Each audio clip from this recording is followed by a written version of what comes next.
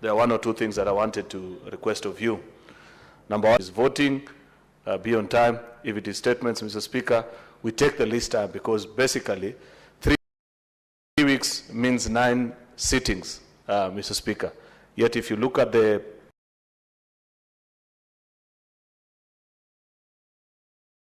last statement of order of business before us, Mr. Speaker, we have more than 50 bills that are in the second reading and another 40 that are at the committee of the whole stage.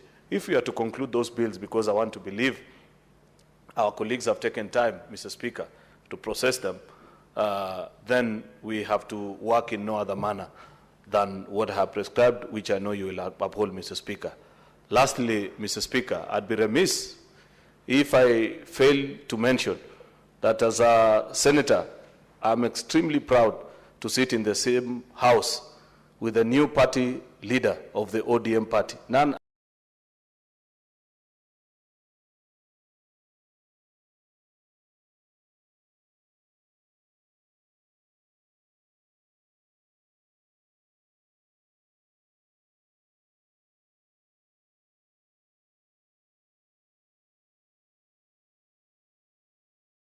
other than the youth leader who is with us this afternoon. Senate to the world, we bring you Dr. Uhuru Odinga, the best that there is at the moment, and I know, Mr. Speaker, that he will do this House and the country proud. I congratulate my leader. Thank you, Mr. Speaker.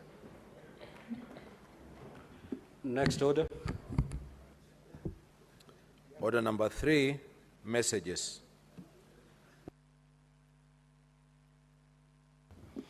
Order, honorable senators. Senator Muma, kindly take your seat.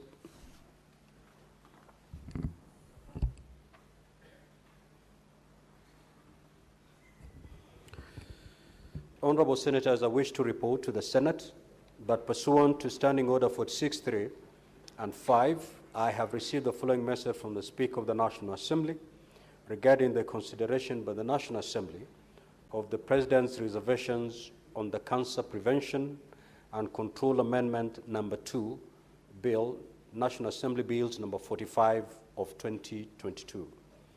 The President's reservations dated 26th of June 2025 were conveyed to the National Assembly on 1st of July 2025.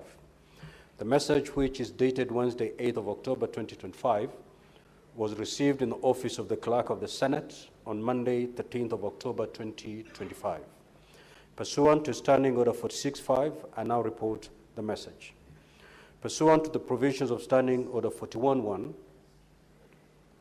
Senator for Kilifi.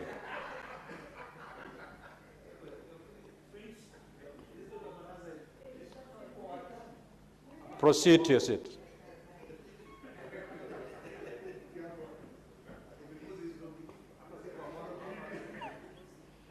Order, honorable senators. Now, pursuant to the provisions of Standing Order 41.1 and 154 of the National Assembly Standing Orders, I hereby convey the following message from the National Assembly.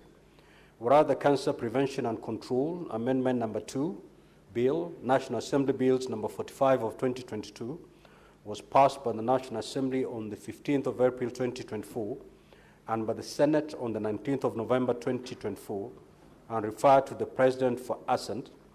And whereas in exercise of the powers conferred under Article 115(1)(b) of the Constitution, His Excellency the President, by way of a memorandum, referred the bill back to Parliament for reconsideration and recommended the deletion of clauses 2, 3, and 4, being the substantive provisions of the bill.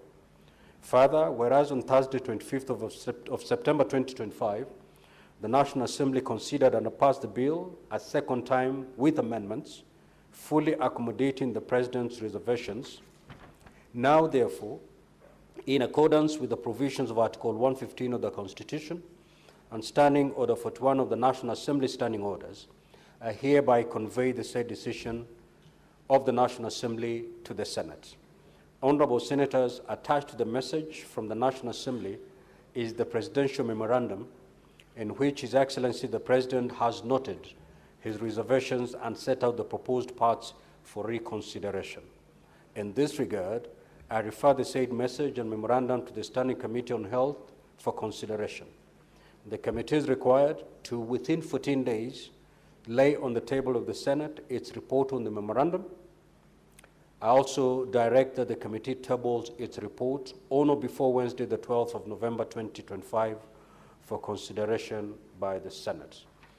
I have another message. I wish to report to the Senate that pursuant to Standing Order 46, 3, and 4, I received the following message from the Speaker of the National Assembly regarding the approval by the National Assembly of the Kenya Roads Amendment Number 3 Bill, National Assembly Bill Number 34 of 2025. The message, dated Tuesday, 21st of October 2025, was received in the office of the Clerk of the Senate on Wednesday, 22nd October 2025, while the Senate was on recess. Pursuant to Standing Order 46.4, I now report the message.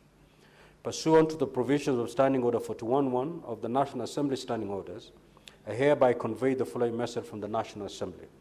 The Kenya Roads Amendment Number 3 Bill, National Assembly Bills Number 34 of 2025, was published via Kenya Gazette Supplement Number 122 of 9th of July 2025 to provide for classification of public roads into national, trunk roads, and county roads, to vest the management of county roads under the county governments, and to allocate funds from the proceeds of the Kenya Road Maintenance Levy Fund to county governments for the maintenance, rehabilitation, and development of county roads within their respective jurisdiction. Further, whereas the National Assembly considered the bill and passed it with amendments on Tuesday, 7th of October 2025, now therefore, in accordance with the provisions of Article 110(4) of the Constitution and Standing Order 142 of the National Assembly Standing Orders, I hereby refer the bill to the Senate for consideration. Honorable Senators, pursuant to Standing Order 163, which requires that a bill which originates in the National Assembly be proceeded with by the Senate in the same manner as a bill introduced in the Senate by way of first reading, in accordance with Standing Order number 144, I direct that the Kenya Roads Amendment Number 3, Bill, National Assembly Bill Number 34 of 2025, be read a first time at the next sitting. I thank you. Next order. Order number 4, petitions. Order number 5, papers. The Senate Majority Leader. Thank you, Mr. Speaker. I beg to lay the following papers on the table of the Senate. Today, Tuesday, the 28th of October, 2025. This is a report of the National Treasury, 4th annual report on the state of the public-private partnership for the financial year 2024-2025. 2, the report of the Auditor General on the financial statements of Migori County Ward Development Fund for the year ended 30th June 2025. Mr. Speaker, I beg to lay. Next order. Order number 6, notices of motion. Order number 7, questions and statements. Statements pursuant to Standing Order 53.1. Senator for Embu County, the Honorable Alexander Mundigi.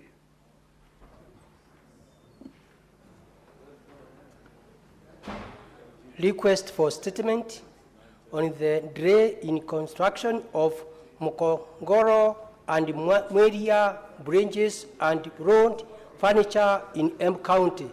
Mr. Speaker, sir, I rise pursuant to Standing Order 53.1 to check a statement from the Standing Committee on Loans, Housing and Transportation on a matter of county wind concern regarding the prolonged delay in the construction of the Mukongoro and Manyora bridges and provision of loans furniture in Embu County. Mr. Speaker, sir, the Mukongoro and Manyora bridges form part of the critical infrastructure along the Embu County Ring Road between Bufore and Kadangarire markets. These bridges are vital in facilitating connectivity between Kamama Boys Secondary School and Manyora Tea Factory, thereby supporting access to education and enhancing economic activity in the region further. There is general lack of loans safety on the Embu County ring road due to lack of signage and other road furniture, pursuing danger to the distance of the county. In the statement, the committee should address the following. 1.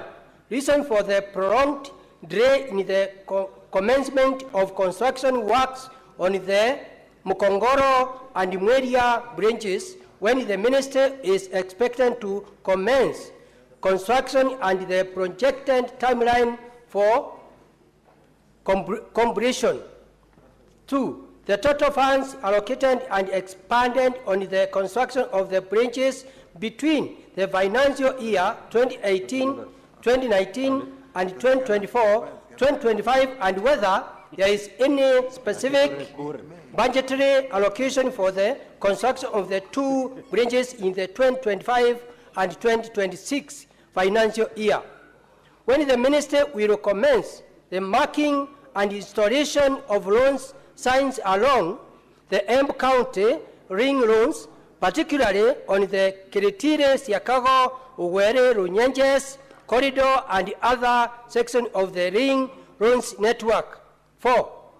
Measures in place to ensure compliance with the national roads safety standards across the Embu County roads network. Senator Dr. Alexander Munyimondigi, Embu County.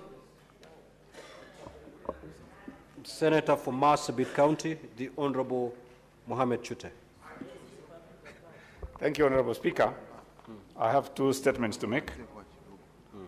The first one is a report of a statement, request for a statement on the non-payment of ward officers in Marsabit County. Mr. Speaker, sir, I rise pursuant to Standing Order 53-1 regarding the prolonged non-payment of salaries and allowances to ward officers who served under the county government of Marsabit from 2017 to 2023 to date. Mr. Speaker, sir, these officers diligently performed their duties in facilitating ward-level administration, coordinating county programs, and promoting public participation across the county, yet they remain uncompensated for their service throughout the 6-year period. The affected officers continue to face severe financial hardship, with many struggling to meet basic needs such as food, housing, school fees, and medical expenses. In the statement, the committee should address the following. 1, the total number of all ward officers who served between 2017 and 2023 but remain unpaid, and provide a list indicating their names, wards of deployment, and job categories. Number 2, Honorable Speaker, reasons for the failure to pay salaries during the said period, clarifying whether budgetary provisions were made for these officers. Number 3, whether the county government of Marsabit received its equitable share of revenue allocation from the National Treasury for the religious, and if so, explain why these officers were not paid to date.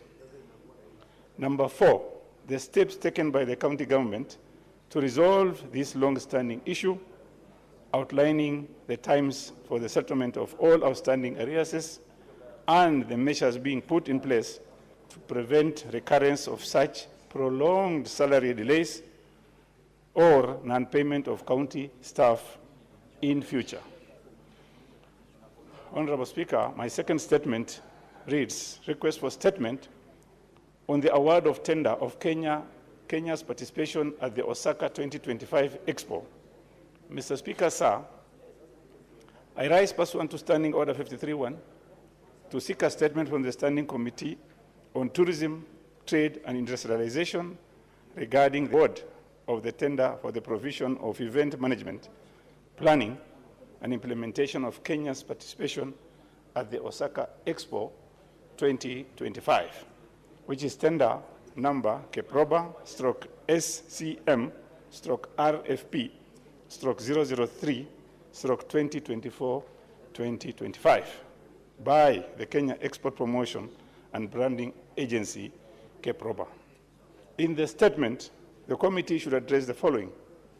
1, details on when the tender for Kenya participation at the Osaka 2025 Expo was advertised, the total number of firms that applied, how many were shortlisted, and how many proceeded to financial evaluation stage.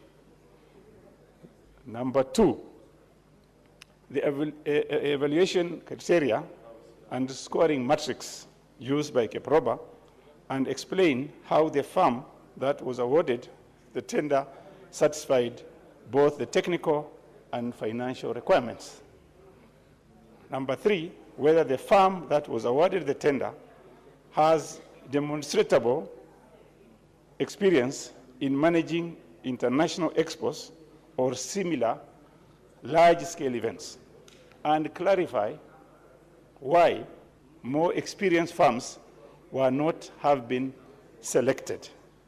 Finally, number 4, Honorable Speaker, the oversight and accountability mechanism put in place to ensure transparency, effectiveness, and the successful implementation of Kenya's participation in the Osaka 2025 Expo. Thank you very much, Honorable Speaker. Do you have another statement, Senator Chute?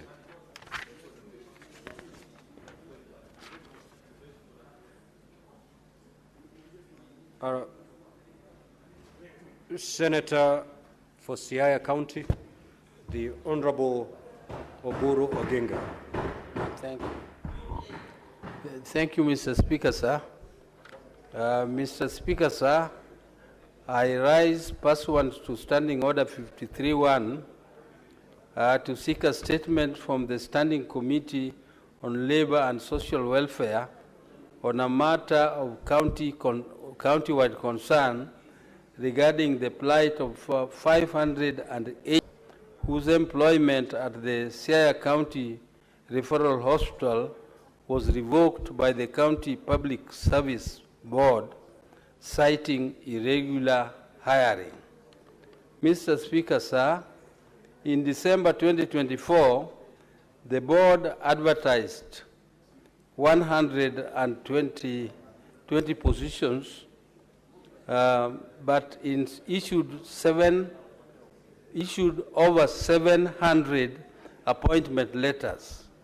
The workers served from January 2025, having completed an internship and document verification, yet have gone without pay for 9 months in August 2025.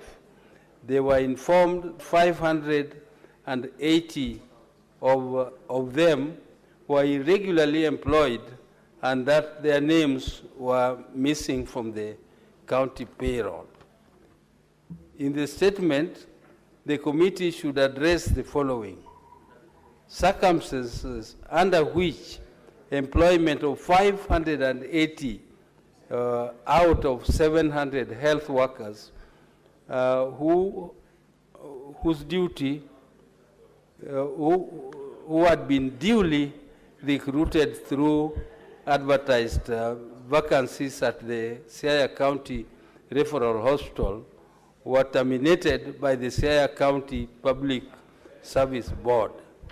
2, details of the affected workers and their respective stations of deployment prior to their termination.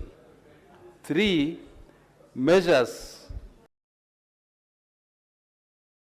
in place to regularize their employment. Consider engagement of workers for more than 3 months continuously is deemed to confer permanent employment status. 4, timelines within which the affected health workers will be compensated for the period they served, which was more than 9 months. Mr. Speaker, sir, I rest my case. Thank you.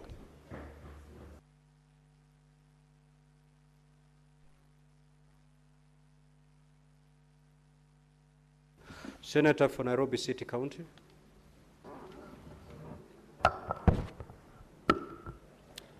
Thank you, Honorable Speaker.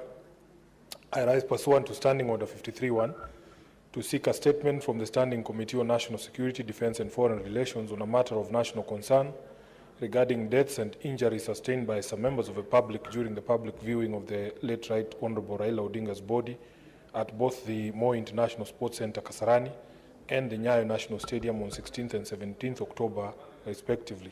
Mr. Speaker, the majority of these deaths arose from acts of police action against unarmed civilians and need urgent investigative and remedial action. A few others were occasioned by stampedes caused by the said police action. It is unfortunate, Honorable Speaker, that even after years of Right Honorable Odinga having to live under a cloud of state brutality and torture, his own funeral was turned into a theater of more brutality against unarmed citizens, leading to their unnecessary deaths. The silence over these deaths and the acts of police brutality has been characteristically loud, yet the families have been sent into double mourning for their own and that of the Right Honorable Odinga. In the statement, the committee should address the following. Number one, the exact number of deaths and injuries arising from the events at both stadiums during the funeral ceremonies, detailing the cause of death in each case, and where police bullets were the cause, the progress of investigations to establish culpability for immediate prosecution. Secondly, measures in place to ensure that compensation for deaths and injuries from the two stated days will be extended to the families of the departed. I thank you, Honorable Speaker. There's a statement pursuant to Standing Order 52-1 by the Senator for Nairobi City County. Kindly proceed to read the approved version. First of all, thank you so much, Honorable Speaker, and for the indulgence, because as the House is aware, on the day when there was a special sitting to mourn the late Raila Amolo Odinga, I was not in the House because I was amongst those who had been tasked to travel to India to bring back his remains. And let me thank all the colleagues and the majority leaders especially who convened very quickly the House to mourn this great leader. Honorable Speaker, I rise pursuant to Standing Order 52-1 to make a statement of global concern, namely the sudden passing of the former Prime Minister of the Republic of Kenya and ODM party leader, the Right Honorable Raila Amolo Odinga, on Wednesday, 15th October 2025. The entire nation received the news with shock and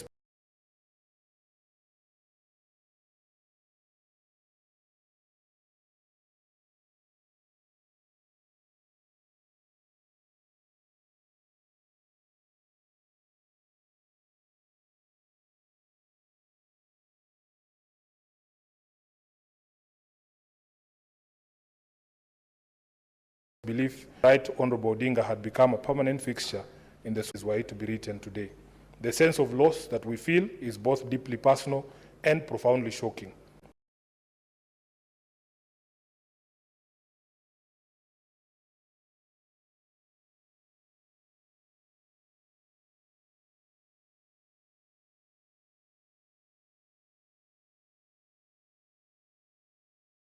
On behalf of the ODM party, with a firm commitment that as students of the late Raila Odinga, it behooves all of us that even at this difficult moment, to remain true to his teachings. Mr. Speaker, allow me to acknowledge that the late Raila Odinga taught us everything: how to fight for justice and freedom, how to build bridges across ethnic and political divides, how to remain true to ideals and conviction, as well as how to sustain a big political movement in the face of constant adversarial pressure from political foes. The only thing we have now learned is that he never taught us how to mourn him. Admittedly, therefore, we may have fallen short of his standards and threshold during this mourning period, sometimes seeming to pull in different directions, while most often caught up in the evident confusion and emotional blur that accompanied the public outpouring of grief following the death of our beloved leader.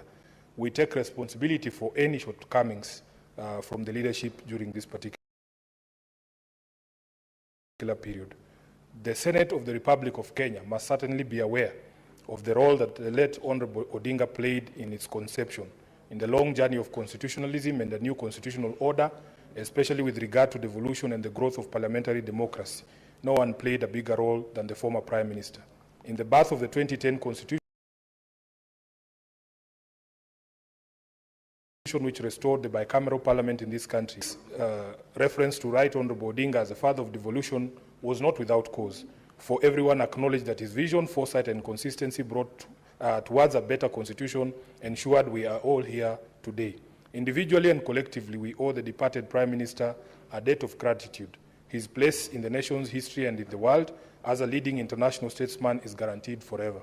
Be that as it may, Mr. Speaker, this period has also opened our eyes to the sheer popularity that the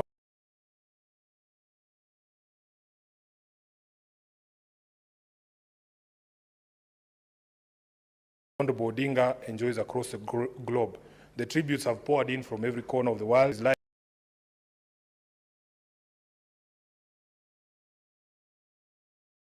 have been quite touching, some of them quite creative, like the clip of Tanzanian youth jumping into the sea while holding celebratory placards, or random travelers breaking into renditions of the late Odinga's favorite tune, Jamaican Farewell, by Harry Belafonte.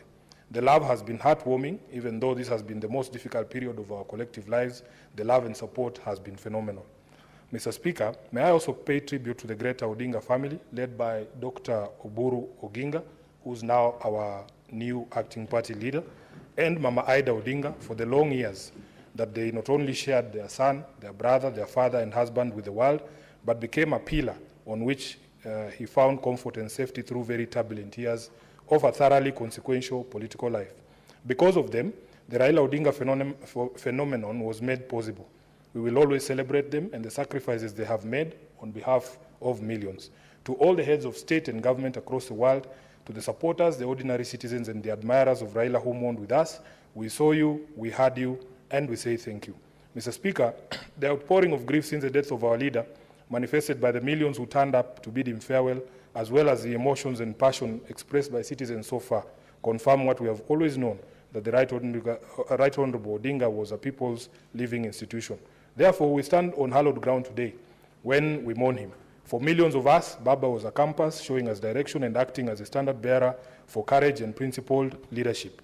It's no exaggeration, therefore, to state that the Right Honorable Odinga is the greatest leader and politician that this country has ever had. No one in this country bore more scars, more humiliation, and made more sacrifices for the common good than our departed icon. In the face of such challenges as Raila underwent, lesser leaders would have capitulated and given in to the allure of wealth, greed, tokenism, and bad governance. But the great Raila held his head high, stuck to his conviction, and lived a life that became a school on its own. Finally, Honorable Speaker, today the nation stands together to salute its favorite son. His legacy lives on, his dreams alive in us. As he watches over us from a peaceful place, we make a solemn vow to never compromise on the principles he taught us and the ideals by which he lived.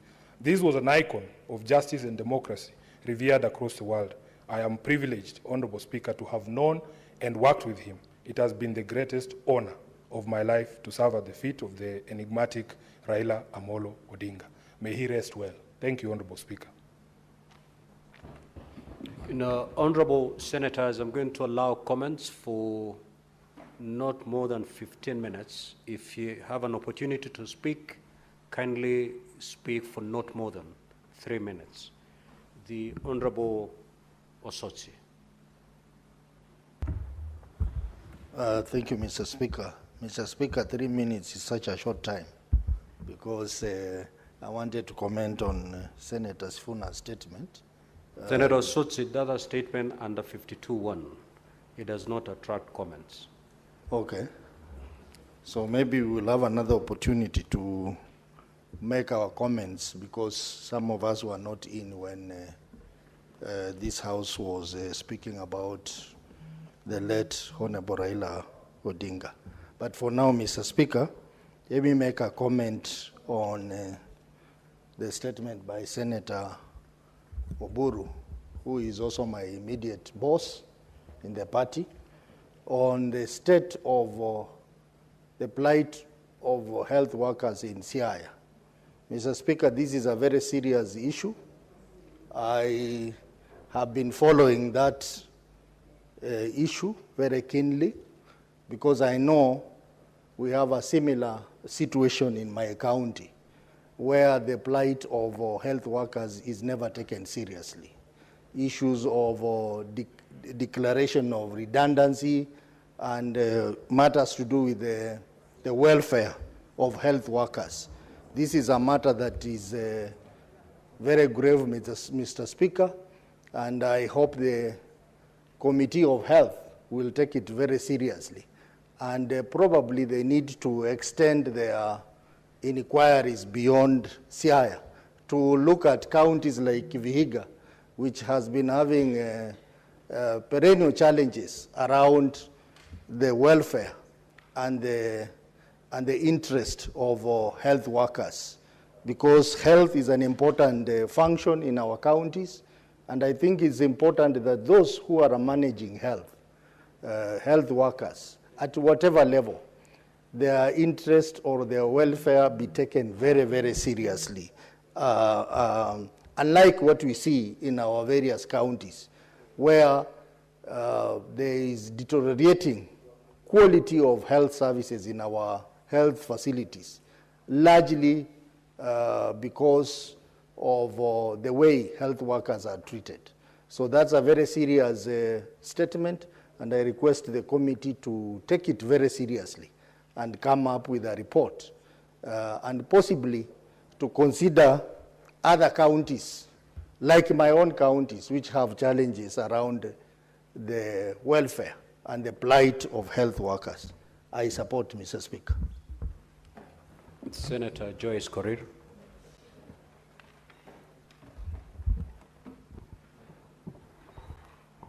Yeah, thank you very much, Honorable Speaker, for giving me this chance. I would like to comment on the statement that has been read by the Honorable Sifuna on the passing on of Right Honorable Raila Odinga. Honorable Senator Joyce, you cannot do that. Okay. That's a statement that was done. It's a personal statement under Standing Order 52.1. It's okay, Honorable Speaker. We waited for that chance during that time, but we still look forward to maybe having time to really give our condolences. So this is a very important hero who made a great legacy to this nation. Just pick any statement and comment on, and maybe before you comment, you can, in passing, say something on the passing of the Right Honorable Raila Odinga, but not necessarily tied on the personal statement by Senator for Nairobi City County. Senator for Kilifi County, Senator Stewart Mazayo.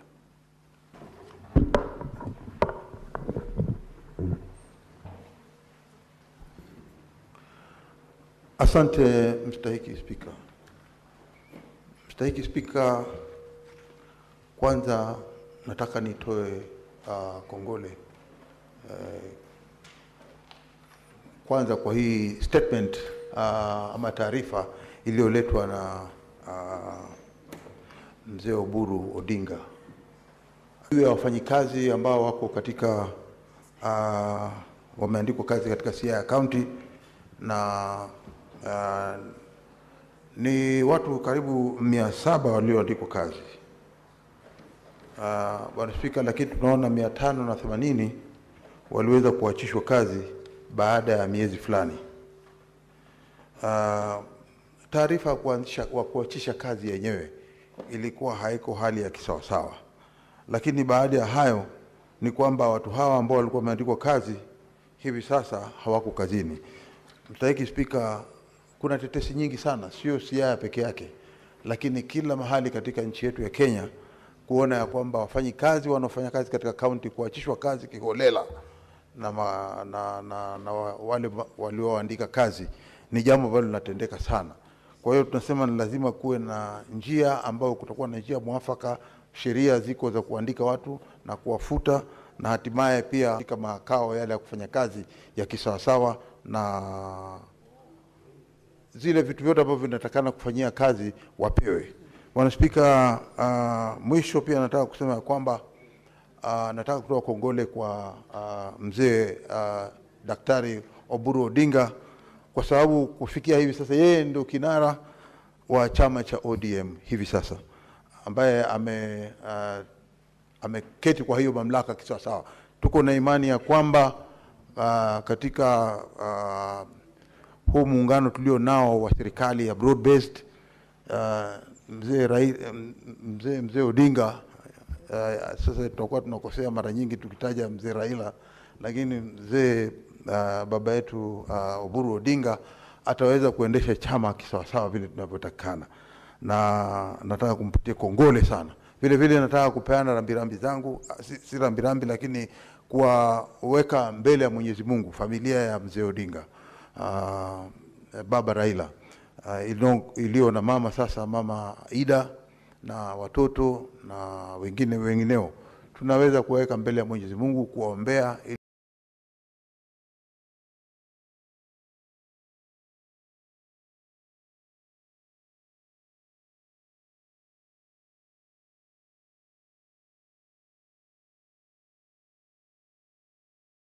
ili Mwenyezi Mungu awapatie faraja.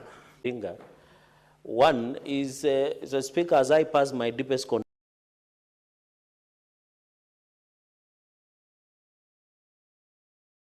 condolences to the families that have lost their loved ones. There is a section of police officers who are rogue, that they must have returns of killing Kenyans through taxpayers' bullets. Because, Mr. Speaker, and yet we have another incompetent independent policing oversight authority, IPOA. Even in Kimwani area, Mr. Speaker, where 2 of my people were killed, IPOA has done absolutely nothing to date.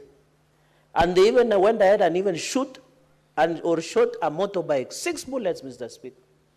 Why would you shoot a motorbike? For what purpose, Mr. Speaker? You know, it is very unfortunate that IPOA, which we give a lot of resources, has not arrested in an open and shut case in Kimwani area in Tindred, let alone Angata Baragoi. Now we have here in Kasarani Stadium, Mr. Speaker. And the sad reality is the Minister of Interior was present in stadium, running around like a headless chicken. He could not even plan, Mr. Speaker, to ensure we have a proper security in the high stake of public viewing of Right Honorable Prime Minister, Mr. Speaker. That vindicates me that the incompetence in that ministry is next to the devilish, Mr. Speaker. Secondly and finally is on roads, Mr. Speaker, by Senator Mundigi. Mr. Speaker, there is so much rains, we thank God for it. It is very unfortunate that Kura, which are unconstitutional bodies, continue to let us down. Mr. Speaker, for me, where I come from, Nandi, our roads are in sorry state. From the county roads called FIDA, to the ones managed by Kera, to the ones managed by Kura. Mr. Speaker, I think it is a high time that we dismantle both Kera and Kura and allow Kenya because of the international highways, Mr. Speaker, so that we can sort out once and for all, Mr. Speaker.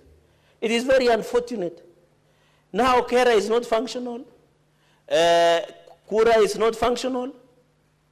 My governor is very incompetent. Even his own roads that goes to his house is not fixed. Mr. Speaker, this is very sad. Very tragic, Mr. Speaker. It is very sad. Finally, let me congratulate and wish well my party youth leader, Senator Oburu Odinga. We went to his home, Mr. Speaker, on behalf of all of us. Some of us drove almost 80 bulls to signify our broad further engagement into broad-based. I want to thank you for taking a stand that we'll work together through a better broad-based government. And I know, sir, courtesy of your Senator Mwenyehaji Faki. Senator Faki. Asante ya kuweza kuchangia taarifa kuhusiana na kupoteza kwa maisha kwa waombolezaji siku ambapo mwenda zake kiongozi wa chama chetu cha ODM Raila Amolo Odinga alipoletwa katika uwanja wa Kasarani. Mheshimiwa Spika, ilikuwa ni masikitiko kwamba tuliweza kupoteza watu siku ile ambayo ilikuwa ni siku kubwa ya huzuni kwa nchi yetu ya Kenya. Mheshimiwa Spika, japokuwa hatuwezi kuwawekea kidole cha lawama polisi, lakini ni wazi kwamba walikuwa hawajakuwa tayari kuweza kukabiliana na ile siku ilivyokuwa imekuja kwa sababu ya mambo yalivyokuwa kwa siku hiyo. Mheshimiwa Spika, ikumbuke kwamba ilikuwa ni mambo ya ghafla, kwa hivyo sidhani kama walikuwa wameweza kujiandaa, lakini vyovyote vile ni kwamba tuliweza kupoteza watu katika hali ambazo si za kisawasawa kisheria. Mheshimiwa Spika, kwa hivyo ipo haja ya polisi wetu kupewa mafunzo ambayo yataweza kuwasaidia kukabiliana na mambo kama haya kwa siku za usoni, kwa sababu tumeona kwamba kuna mapungufu katika vile ambavyo waliweza kujipanga na kuweza kutekeleza ile shughuli ambayo ilikuwa pale. Mheshimiwa Spika, pia nichukue fursa hii kutoa rambirambi zangu kwa familia ya mwenzake Raila Amolo Odinga ikiongozwa na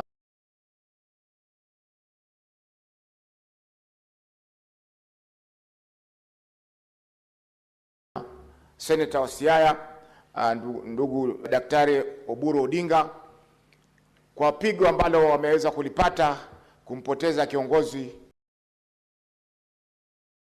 ambaye ni kiongozi msifika Afrika nzima. Mheshimiwa Spika, mchango wake katika nchi hii utabakia katika nyoyo zetu kwa muda mrefu na siku nyingi ambazo Kenya itaendelea kuwa Kenya, kwa sababu alijitolea muhanga wakati ambapo wengi waliweza kuogopa kukabiliana na zile shida ambazo Kenya walikuwa nazo. Mheshimiwa Spika, vile vile nampa kongole Daktari Uhuru Odinga kwa kutawazwa rasmi kama kiongozi wa chama cha ODM, na sisi kama viongozi wenzake katika bunge hili la Senate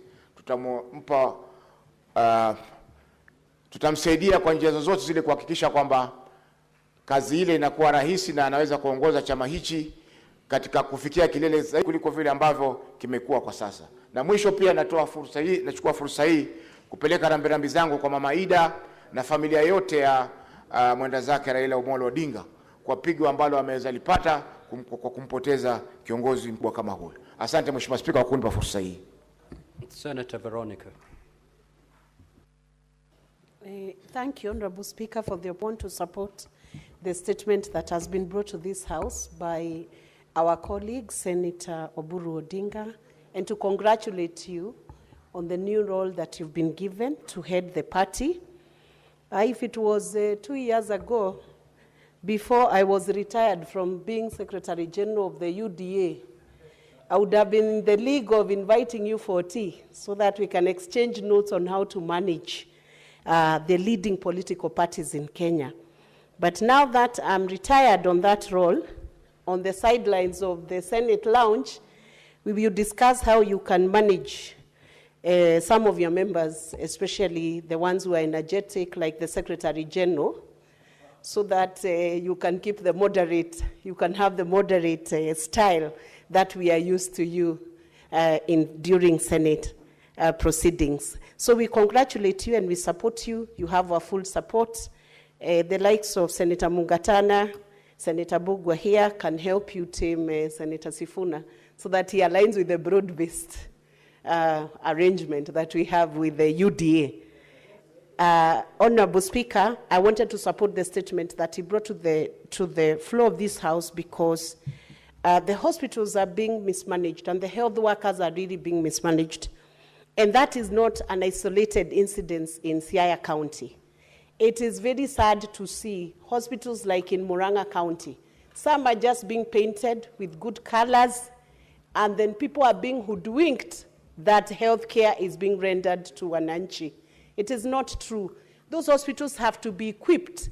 The resources that are being sent to counties, Honorable Speaker, have to be utilized in the manner that is envisaged in the Constitution, Honorable Speaker. Indeed, health workers are a priority. If we cannot take care of health workers, there is no health care that is being given to Kenyans. So we are looking at the counties where we have health workers on strike all the time.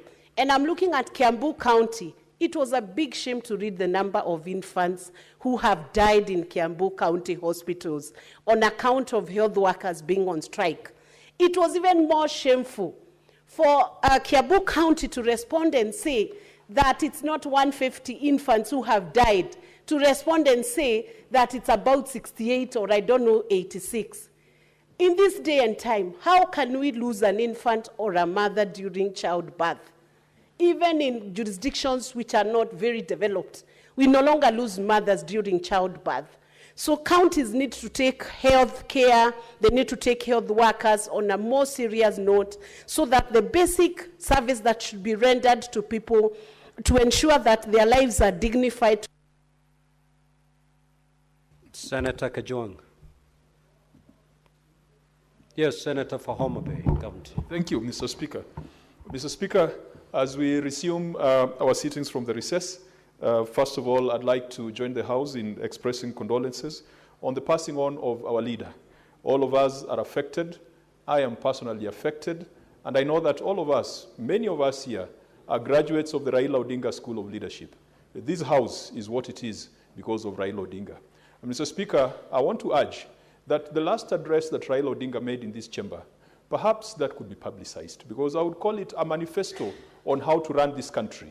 He spoke about everything. He spoke about devolution, he spoke about the Constitution, he spoke about the state of politics. If we can share that conversation with the world, that could be a conversation that shapes the kind of decisions we take going forward. I also rise to support the statement that has been requested by Senator Oburu. Mr. Speaker, I admire Senator Oburu's strength, tenacity. Many of us are still reeling from the shock of the loss of Raila. Many of us who perhaps are not related to him by blood. But I want to commend Senator Oburu because he has been on his feet, he has been welcoming delegations, he has been playing state duties, he has steered the ODM party, I have seen him steer his committee, and today he has brought a statement regarding the plight of the people of Siaya. Mr. Speaker, if there is one thing that Raila was passionate about, was the success of devolution. And the most important devolved fund, now more than ever, if we were to be true lieutenants of Raila Amolo Odinga, and if we are to live to his spirit, we must make sure that devolution works. And devolution, we have taken devolution as a matter of financing, sending money and oversighting the money. We now need to go beyond the financing to service delivery and the quality of service.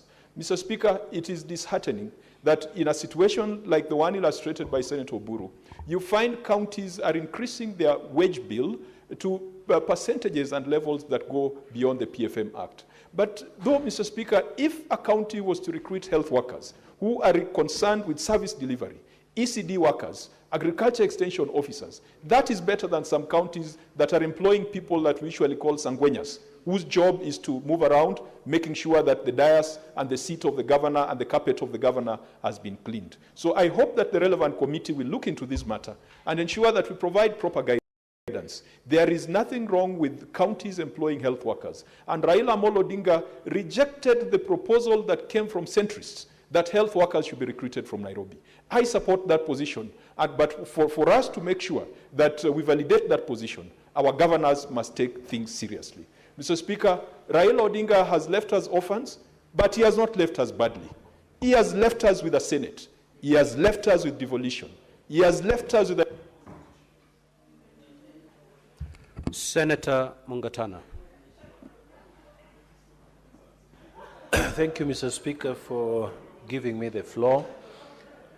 Mr. Speaker, I wanted to comment on the statement on the deaths that occurred the day the Honorable Raila Odinga was brought to Nairobi. Mr. Speaker, there are allegations that some of the people who lost their lives there lost their lives as a result of direct ineptitude from the police and misuse of firearms. Mr. Speaker, I want to join with colleagues who say something needs to be done about the training of police officers in the use of firearms. Mr. Speaker, in Tana River County on 18th October, while we were on recess, a mere simple incident of just effecting arrest in Peponi village in Mwina location, just effecting arrest on Mr. Maulid, the police fire a bullet and somebody dies. I mean, you are two officers and you have gone to arrest. Why would someone die under such circumstances and a bullet is found there. Mr. Speaker, there is a problem. Our police officers are handling firearms, and something needs to be done. I want to take the floor also to say the DCI must act quickly on that particular case in Mwina, and the IPOA must also do something quickly, because the people of Tana River are also asking the question, what is happening to our police officers? How can you kill someone when you have set out to just effect an arrest? How do you do that, Mr. Speaker? So, Mr. Speaker, I want to join with those who say something needs to be done about police officers and how they are mishandling firearms. I thank you, Mr. Speaker. Senator Olekina. Thank you, Mr. Speaker. Mr. Speaker, I rise to contribute on this statement by the youth leader, the now acting chairperson, party leader of my party. Mr. Speaker, this statement is quite troubling in the sense that we as representatives here expect to make it easy for people who go to school to be employed. But we find ourselves in a situation where our parents have sold everything, their cows, they sell their land, so that they can send young people to be able to go and learn on how to become doctors. Then a county government employs them, but not really employs them, absorbs them as interns, 580 of them. And then after some time, they are told you've been employed, you've worked without being paid anything, now you can go out there. Why should we then be pushing for people to go to school? Yet once they graduate from school, they don't get any jobs. Mr. Speaker, this is a statement that should make us think. The distinguished senator from Siaya has really awoken a spirit in me that says that we have to figure out whether we maintain counties as just employment hubs, or whether we now figure out on where to get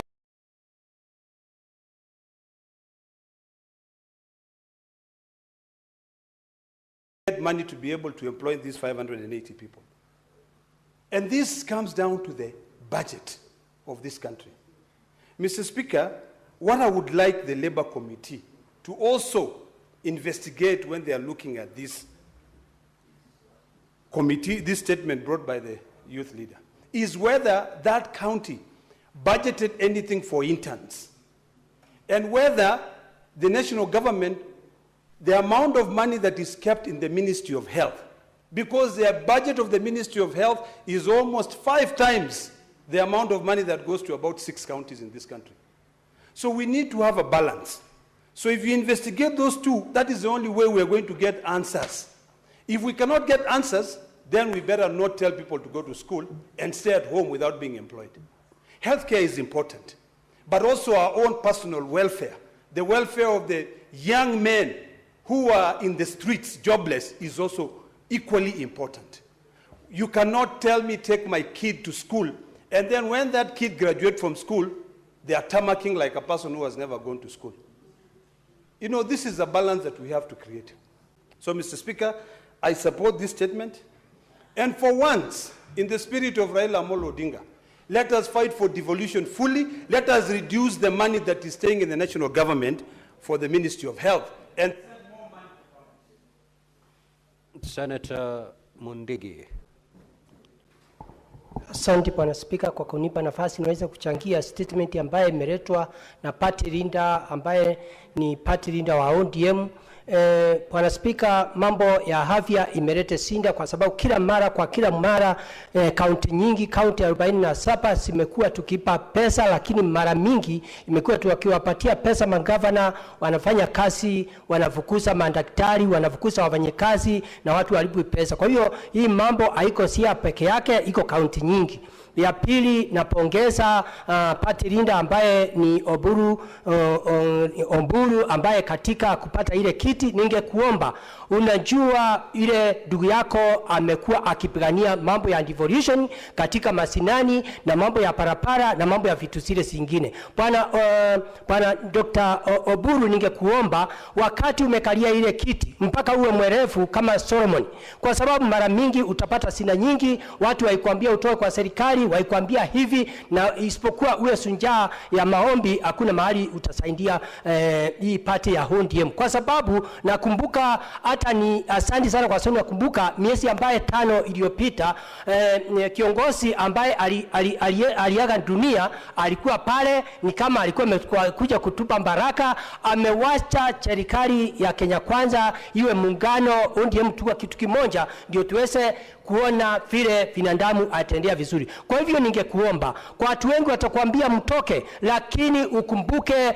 mmewashwa kwa serikali ya muungano, ndio kaunti 47 iweze kupata matunda. Mambo ya parapara, mambo ya afya, mambo ya maji na mambo ya vitu zile zingine. Kwa hivyo ningekuomba utakuwa kinyenyekea uweze kusaidia hii serikali ya muungano tuweze kwenda para moja. Wale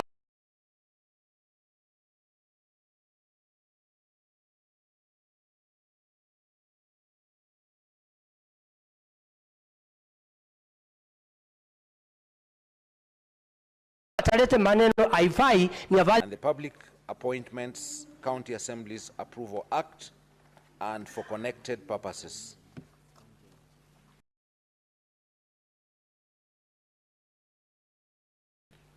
Order number 9, the National Construction Authority Amendment Bill, Senate Bills number 15 of 2025.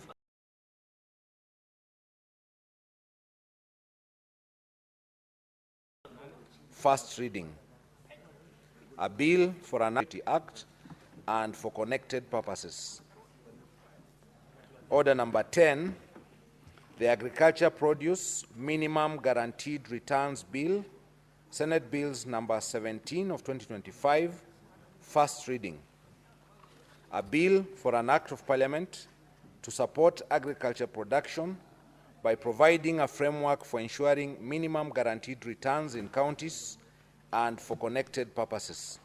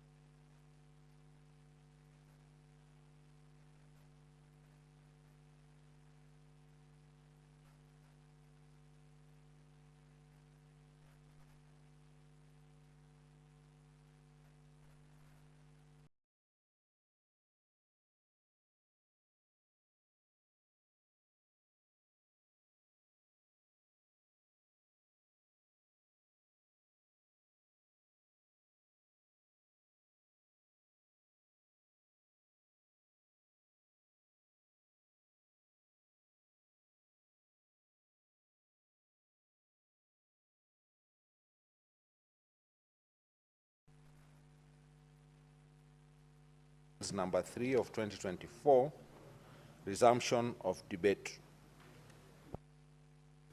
Now, when debate was interrupted on Wednesday, 8th of October 2025, the Senator for Nairobi City County was on the floor and you had 15 minutes. You may proceed.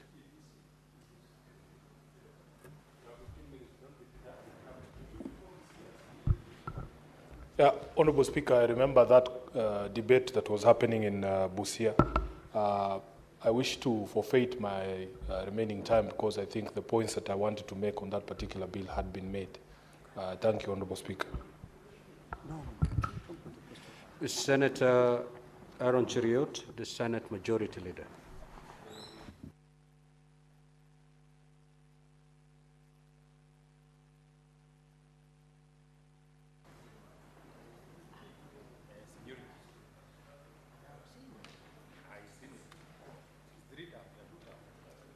Thank you, Mr. Speaker. Mr. Speaker, I rise to support this bill, the County Oversight and Accountability Bill 2024.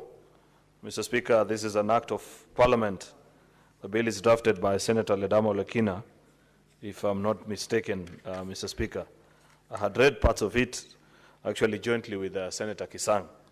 I had read the objects, actually, Mr. Speaker, of the bill, and I found the memorandum quite interesting. If you read, Mr. Speaker, it says that this bill provides for us a legal framework for effective oversight of county governments by the Senate. And I'd wish that the long-serving, I'm not sure if it is suffering, but serving, chairman of the County Public Accounts Committee, Senator Moses Kajwang, can listen, because I'll say a few things about oversight responsibility on individual counties and why I feel that perhaps there is need for a change in approach, Mr. Speaker, on how we carry out that particular mandate. But I congratulate these two colleagues of mine who have taken time to read the 2010 Constitution and appreciate, Mr. Speaker, that as a Senate we've been tasked with the responsibility of oversighting national revenue that is allocated to county governments. Moreover, under the concept of devolution and principles of public finance,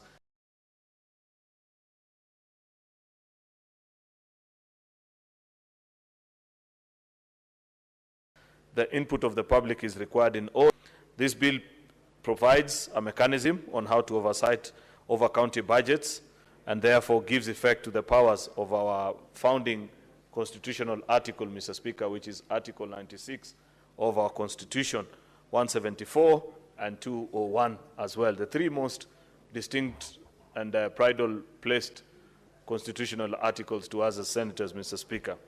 Therefore, this bill handles preliminary matters, which includes the guiding principle that guides senatorial oversight. Mr. Speaker, there have been debates in this House. If you read the records of this House over the years, Senator Mazayo, who's one of the longest-serving colleagues in this House, Mr. Speaker, will tell you that positions have shifted and members are prevaricated depending on the position that I hold. There are governors that I watch nowadays, Mr. Speaker, and hear their thoughts about the Senate and its duties. And I recall the things I used to hear them say on this floor when they were senators, Mr. Speaker. There are also equally senators that I hear on this floor, Mr. Speaker, because we've now gone full circle, Mr. Speaker. I think all that is left now, Mr. Speaker, is for a senator to be an MCA. Otherwise, though actually, if you, that has happened actually, Mr. Speaker, because I've remembered our departed colleague, Senator Godliver Omondi, who served with us in this House, but went ahead to serve in the subsequent session as a member of the County Assembly in Vihiga County, elected on the ODM party. Therefore, Mr. Speaker, we have all gone full circle. We have senators who've served as MCAs, MCAs who've gone ahead to serve as governors, governors who've been senators, and us who previously served as senators, Mr. Speaker. And therefore, the point that I was trying to make, Mr. Speaker, is that we need not vary our positions on this issue of Senate oversight depending on where we presently serve. That has been the tragedy of devolution. There are people who held very radical views when they were in this House, Mr. Speaker. But the minute they crossed over either to the County Assembly or to serve as their colleagues in this House today who have served, and I'm not talking about you, Mr. Speaker, but other colleagues here in this House, Mr. Speaker, who've served as governors. And I know the things they used to say back then and what is their present position with regards to senatorial oversight. We need this bill, Mr. Speaker, to enable us actually set a framework that will transcend time, Mr. Speaker, so that it will not be a personal position, that the rules that apply today for an individual when they are serving as a senator or when they are serving as an MCA will still serve the tomorrow as they are governors. Left on its own, Mr. Speaker, we've left it for senators actually to make their own independent decision on how they coexist with the county governments of the respective counties where they come from. Therefore, we've seen it all, Mr. Speaker. Senators who try and be BFFs with their governors, then they had a fantastic fallout and say explosive things about each other, or those that are adversarial from day one to the last. like my good friend Senator Cherargend is governor, or any others that I can think about, Mr. Speaker, who perhaps have never shared a common position on anything, Mr. Speaker. This will help vary such conditions and ensure that there is a framework which, if you execute and follow through as a senator, nobody can accuse you, Mr. Speaker, that either you're harboring ambitions or, Mr. Speaker, perhaps there is anything personal to the job that you do. The work of a senator is extremely difficult.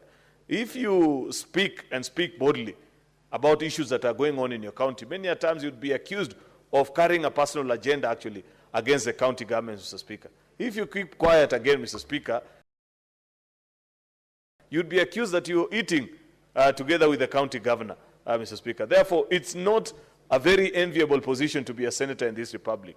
And it is for want of good laws such as this, Mr. Speaker, that we've left ourselves exposed and open. There are certain things that are being proposed in this bill, which I shall be speaking about in the next few minutes, Mr. Speaker, that help me appreciate and say that if we were to set this in law, Mr. Speaker, then tomorrow, when I carry out that particular mandate, nobody will accuse me that I have a personal agenda against my governor. Nobody will say Senator Ledama wants to unseat Governor Patrick Ntutu, and therefore he's speaking about the things he speaks about in Narok County, Mr. Speaker. It will be known that the senator is simply doing their damn job, Mr. Speaker, which is the one thing that we have struggled with in the last 3 cycles that this House has existed, Mr. Speaker. Therefore, I want to appreciate first the thought that has gone to this, Senator Ledama and Senator Kisang, and say that this is such an urgent bill, colleagues, that I hope we can finish with debating it, and tomorrow, Mr. Speaker, we can finish the second reading, and before we break for the long recess at the end of this 4th session, we need to have sent this bill to the National Assembly, Mr. Speaker, because it will be a travesty, Mr. Speaker, of all odds, if we succeed, Mr. Speaker, or fail, rather actually, to pass such bills that make our work better and leave ourselves to open interpretation of what citizens think about us. I did a Senate Oversight Conference, for example, Mr. Speaker, in my county, early this year, actually, mid of this year. And I brought delegates from all the 30 wards that exist in my own county, Mr. Speaker, where I presented to them the key indicators, things which I consider, in my own honest view, to be the key indicators of the health of a county government, Mr. Speaker. Certain indicators which, if you point out, Mr. Speaker, you're able to determine whether that county is healthy, prospering, or it is declining and about to die, Mr. Speaker. Matters such as on-source revenue, Mr. Speaker, that you can point out. If you can point out a clearly demonstrated path, Mr. Speaker, that this is the on-source revenue that this county government has collected over the 10, 11, 12, or 13 years of its existence, then people are able to see that there are structures that have been set in place that are operational. Mr. Speaker, CRA has even done a more important job at pointing to the revenue potential of all our counties. I don't know how many senators know the revenue potential of their counties, Mr. Speaker, and compare with the index, Mr. Speaker, of the performance vis-a-vis the potential, Mr. Speaker. That needs to be an indicator for which we measure the performance of the individual county governments, Mr. Speaker. It needs not just be a figure.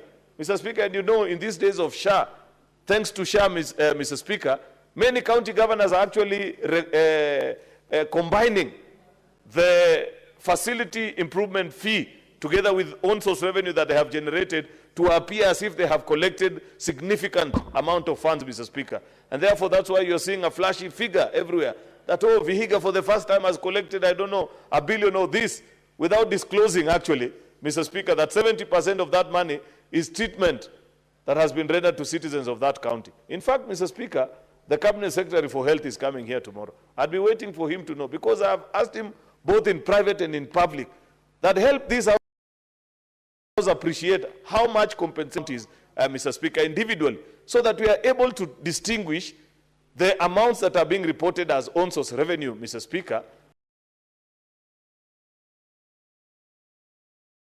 by our county governments from the health facilities, Mr. Speaker, and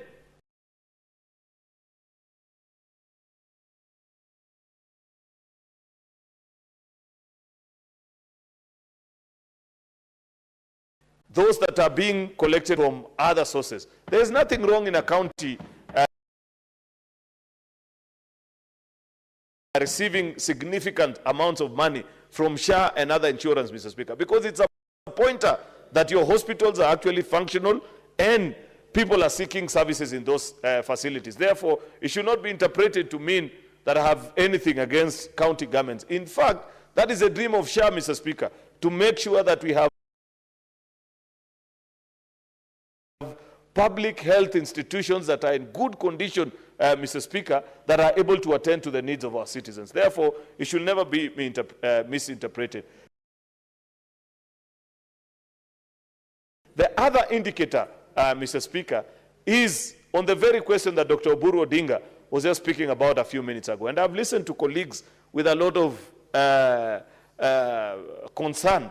Because, Mr. Speaker, we cannot turn counties to be employment bureaus. I disagree with colleagues who continue to push in this house and say, oh, this number of people, you need to increase. At the end of the day, finance is about figures.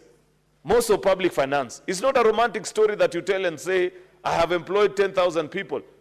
It's about the structure that we have put in place in law, Mr. Speaker. Through the Public Finance Management Regulation 25, we have set the conditions upon which the maximum allowed amount that a county government, Mr. Speaker, can spend on remuneration to the public officials that serve in that particular county. If you bust that ceiling, there's nothing to celebrate about. I, for example, pointed out to the people of my county and said, if our county government, which has 4,000 employees, Mr. Speaker, in a county of 1 million people, end up consuming in compensation to employees nearly 20 or 30% of the shareable revenue to just pay salaries, is it a proper and prudent use of public resources, Mr. Speaker, where 4,000 people are consuming 20 or 30% of resources that are meant to be shared, Mr. Speaker, amongst 1 million people? That is a question that we must answer as this House. We must balance the needs, Mr. Speaker. If you feel that as a county government, you need to employ more ECD teachers, more doctors, then the prudent thing is to see where do you counterbalance that number with. Where is it, Mr. Speaker, that you need to reduce? Because at the end of the day, let's face it, it's not possible to employ everyone. And that we continue to miss it. Thirdly, Mr. Speaker, and this is a part that I pleaded for the attention of the chair and the members of the County Public Accounts Committee, Mr. Speaker, I have said it in private and in public that I believe that the system that we use of holding governors to account by appearance to our County Public Accounts Committee, while it is a good model, Mr. Speaker, it needs to be made better. There are many occasions, Mr. Speaker, where I have watched colleagues appear alongside members of that committee, and they have limited time, Mr. Speaker, to either cross-examine the presentation and the material that is being drawn before them, Mr. Speaker, or sometimes, and with a lot of difficulty, see even your own colleagues actually, not necessarily the current PAC chaired by Senator Moses Kajwang, but even in previous years, Mr. Speaker, where your own colleagues side with your governor, and you are the legitimate representative of the people whose matters are being discussed at that particular time. Previously, for example, Mr. Speaker, in the first cycles of devolution, when county governments were beginning to open roads, it was not uncommon, for example, to find that a county government brings and tables a list before the House of institutions that are non-existent. And because you don't come from that particular county, Mr. Speaker, how will you tell?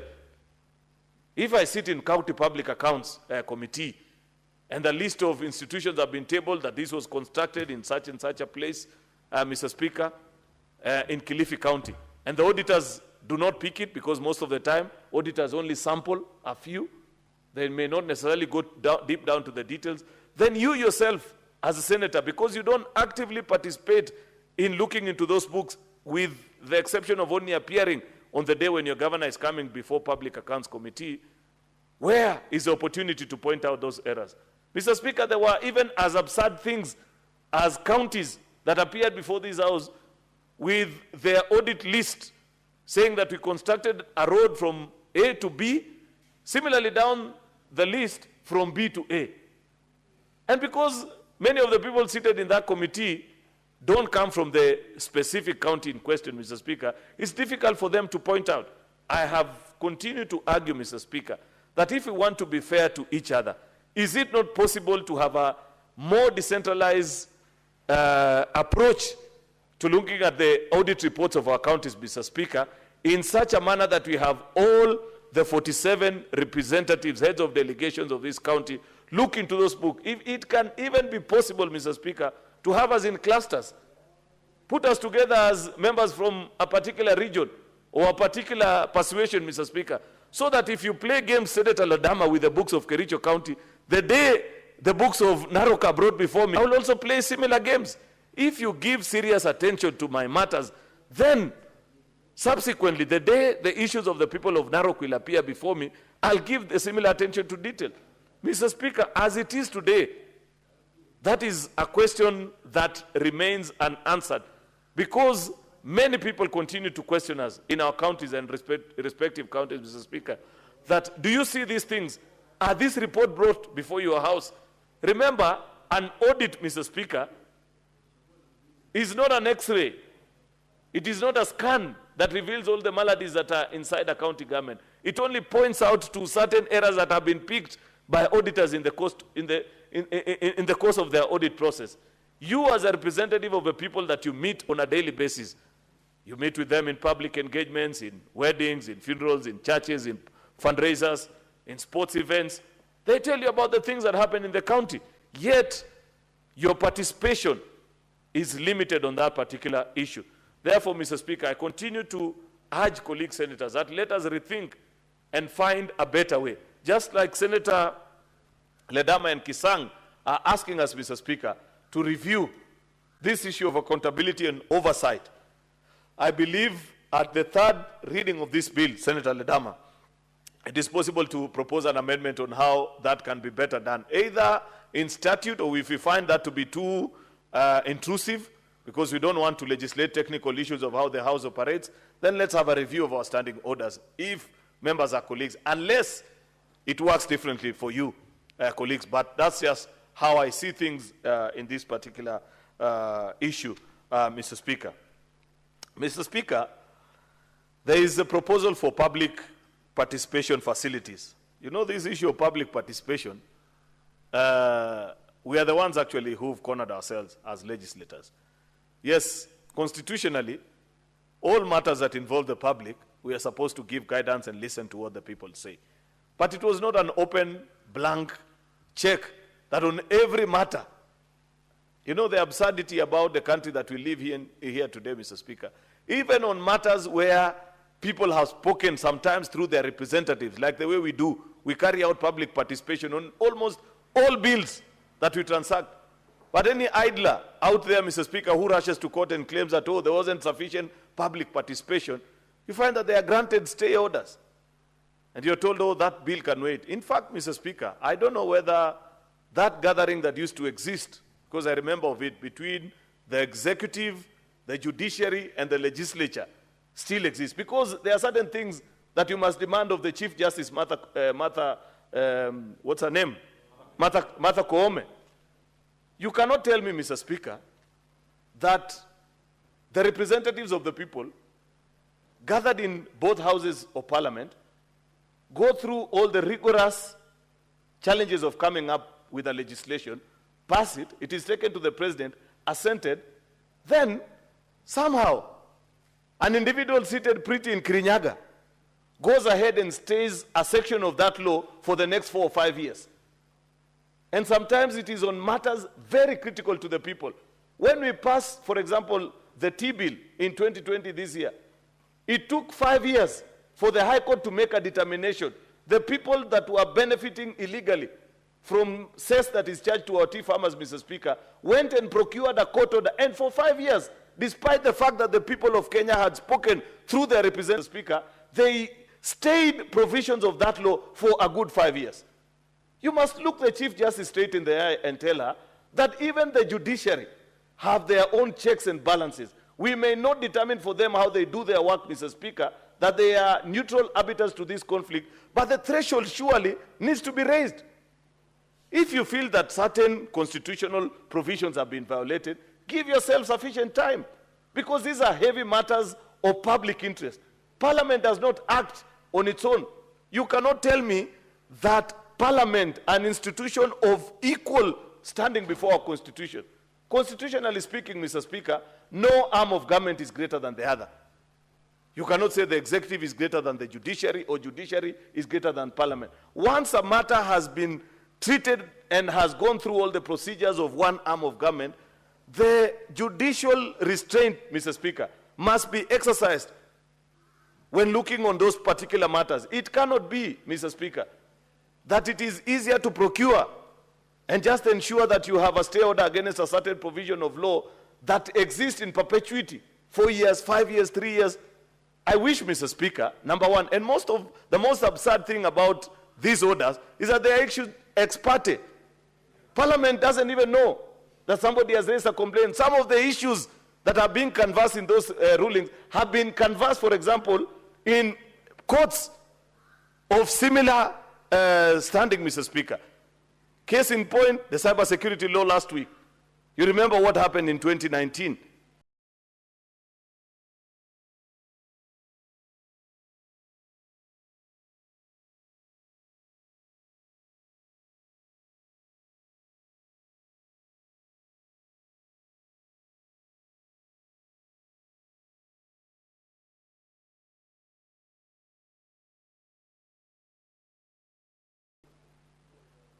Parliament passed that particular law, of the law.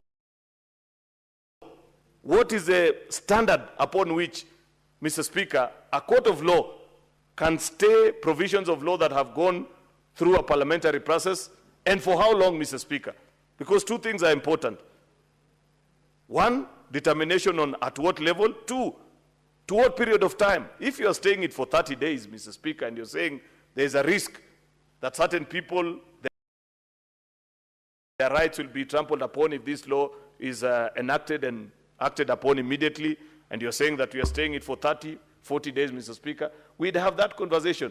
But the practice nowadays, Mr. Speaker, is that people know, because these orders are issued ex parte, and many of them, because Parliament itself has no pecuniary interest other than public interest, Mr. Speaker, even how we process, Mr. Speaker, our appeal to those positions, it takes longer than usual. I don't want to spend a lot of time on that particular matter, because it was not the main reason why I rose to speak about this bill. But Senator Ledama, on this issue of public participation, my honest view is that we would better handle the public participation elements of oversight and accountability bill, but through a bill that is, I think, before the National Assembly currently. And I have seen, because I want to believe that the Speaker consented that that bill actually must come here. We tried last term, we never succeeded, but because we are the adults in the room most of the time, if our colleagues in the other house conclude on that particular bill and send it, I believe that the country actually deserves a law on public participation. I know many times, including even in the last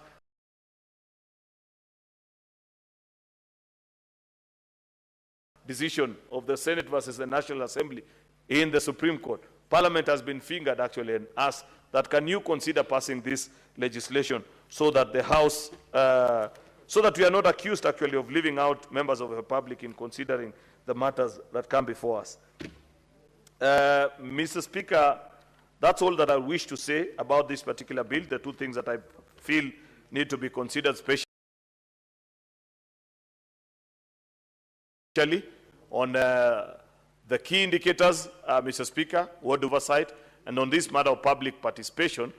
If I convince you, Senator Ledama and Senator Kisang, I'd rather that we leave it out and address it actually through a more comprehensive bill on public participation, which I know is presently before the National Assembly, so that we don't have piecemeal laws on how to carry out public participation. On now, for this is Senate oversight. Tomorrow we'll have something on health. We say, if you want to handle this topic, this is how you do public participation. To me, the neater thing to do is to have a standalone law on public participation, especially on items that are before us as Parliament. Thank you, Mr. Speaker. Senator Moses Kajwang. Mr. Speaker, I rise to support the County Oversight and Accountability Bill that has been co-sponsored by Senator Ledama Olekina and Senator Kisang. Mr. Speaker, this is not the first time this House is processing this bill. This could be the third time that this House is seized of this particular bill. I do recall in the last Parliament, when I chaired the Devolution Committee, my committee wrote a report on this particular bill, brought the report to the House debated the bill, and the House approved the bill and sent it to the National Assembly, only for it to die in the National Assembly. Mr. Speaker, we sought to find out the reasons why the National Assembly killed the bill. It appears that the bill was not even read a first time, because we didn't get any feedback on what the National Assembly found to be offensive about this particular bill. And Mr. Speaker, in line with the earlier communication by the Speaker when the House sat, with regards to processing business of the House before committees and in plenary, we must also have a conversation with our brothers in the other House. A good number of senators here have sponsored private bills, but those bills feature nowhere in the order paper and in the schedule of the National Assembly. Mr. Speaker, it's very painful for a member to go through the motions, to engage researchers, to engage policy experts, and then come up with a legislative proposal. And then this House spends quality time to debate that bill, and then it goes to the other House and disappears in the cracks without it even being subjected to debate or being tested through public participation. Mr. Speaker, I say so because personally, I brought 2 bills to this House at the very, very early stages when this 13th Parliament started. I brought the County Boundaries Bill, which was part of the bills that were required under the NADCO process. Mr. Speaker, the County Boundaries Bill, again, almost, I think this is the 3rd time that we are trying to pass it. And we know that the Constitution requires Parliament to enact legislation to give effect to that particular article that relates to alteration or matters of boundary disputes. In Vihiga, Mr. Speaker, there has been a long-standing dispute between Vihiga County and Kisumu County over the status of Maseno and over where the borders should lie. Mr. Speaker, very soon you might hear that there have been some conflict that has flared up in some borders. I'm very happy that the conflict that was there between Kericho County and Kisumu County, the elders found a way of working things together. However, Mr. Speaker, we cannot build a future, we cannot build a country just on intentions. We must be deliberate in institutionalizing things, and that's why the County Boundaries Bill was important. Unfortunately, Mr. Speaker, there is no clarity on how far the other House has gone in processing that bill. The same case applies to my County Vocational Training and Education Bill. Mr. Speaker, you know that vocational training, village polytechnics have been devolved to county governments, but we are still using a TVET Act that looks at things from a Nairobi perspective. I am using these examples to illustrate that we need better synergies between the 2 houses. Mr. Speaker, we need, even those of us who are leaders of our respective parties, in our parliamentary group meetings, the conversations we should have should be around seamless interface, seamless relay of bills from one House to the other. Otherwise, the 2 houses will start looking like they are political formations, and yet we are institutions in the Constitution that are supposed to work together to ensure that our people get the best service. Mr. Speaker, I do hope that when this House passes this bill, perhaps for the 3rd or the 4th time, the National Assembly will take it seriously so that it can be processed to its logical conclusion. When Senator Ledama started talking about this bill, Mr. Speaker, I do recall we were with him in the Public Accounts Committee in the last Parliament. And it was challenges around this post-mortem oversight that I believe drove the intention to come up with this piece of legislation. And I do take kindly the contribution made by the majority leader. And I'm going to speak to them not in a manner of rebutting, but in a manner of debating so that we can, engage and extend our thoughts. And I believe that we can find something better. It was clear that the mechanisms of parliamentary systems and practices that we had borrowed from were all post-mortem. They were all, we were morticians. And that seems to be parliamentary practice, Mr. Speaker, that generally certain accountability committees of Parliament act in a post-mortem, in a mortician manner. And the question has been, how can we change our procedures so that Parliament is more of a physician, coming in proactively, rather than a mortician coming in when the body is dead? And so, Mr. Speaker, this House toyed with a number of initiatives to ensure that senators individually and collectively had the resources, had the power, and had the statutory, power to go out and carry oversight. Mr. Speaker, part of the earlier interventions, I do recall the then Senator Kiraitu Murungi, the senator for Meru at that time, made a proposal that why don't we make an amendment to the Parliamentary Service Commission Act so that we can have subcommittees of the Parliamentary Service Commission, one that looks at matters and interests of the Senate, and another one that looks at matters and interests of the National Assembly. Unfortunately, Mr. Speaker, that proposal did not see the light of day. We went ahead and attempted to come up with regulations under the PFM Act to ensure that there was some support, there was some allocation for senators to carry out proactive oversight. The argument then, Mr. Speaker, was that when you employ somebody to deliver a duty, you have an obligation to provide them with the tools of trade. You cannot employ a teacher, expect the teacher to teach your children, and expect the same teacher to buy the chalk that they're going to use to teach those children. And so that was the argument that over a long period of time gave rise to the Senate Oversight Fund. Mr. Speaker, I want to congratulate our colleagues who sit in the Parliamentary Service Commission and the leadership of this House that ultimately, even though the figures are not sufficient, but ultimately we now have certain resources that can enable senators to carry out proactive oversight. What I want to request Senator Ledama and Senator Kisang is that the oversight fund and arrangements came after you had thought through this piece of legislation. Is there a way you can tie the current reality to your original intentions so that as much as this is an oversight and accountability bill, it ties neatly with the oversight arrangements that currently exist in the Senate? I think that is something that can be done, and amendments can be proposed at the next stage of reading. Mr. Speaker, another contentious matter in this bill that we have looked at previously is a proposal that every county should, when this matter came before my committee and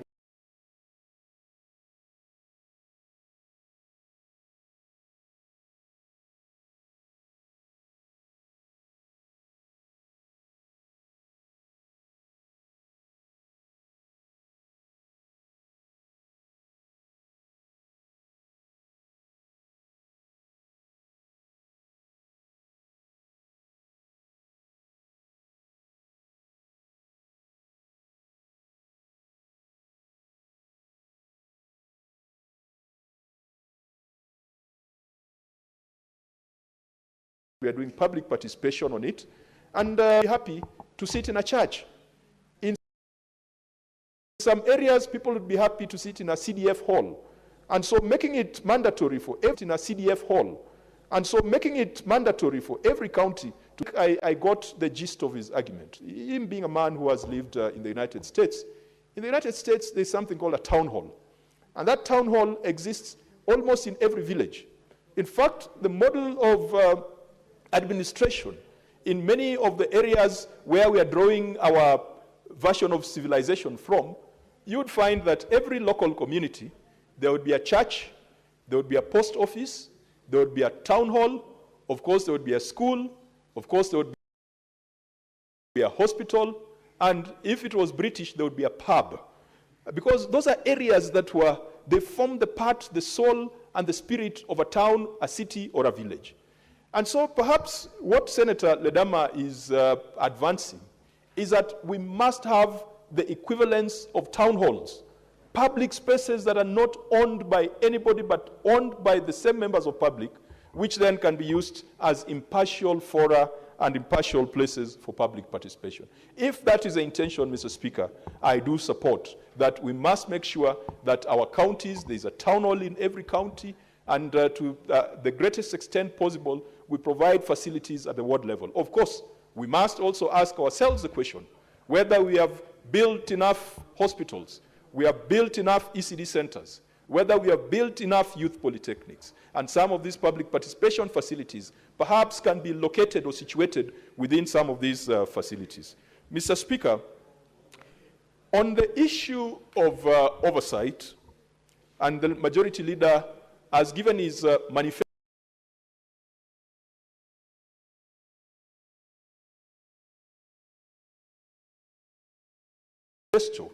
on how it ought to look like.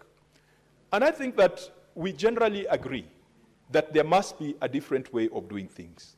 Mr. Speaker, it is my conviction that every member of this House is involved in oversight in one way or the other, because every member of this House belongs to one committee or the other. Mr. Speaker, if you belong to the Agriculture Committee, you should be able to ask questions around agricultural policies and practices. If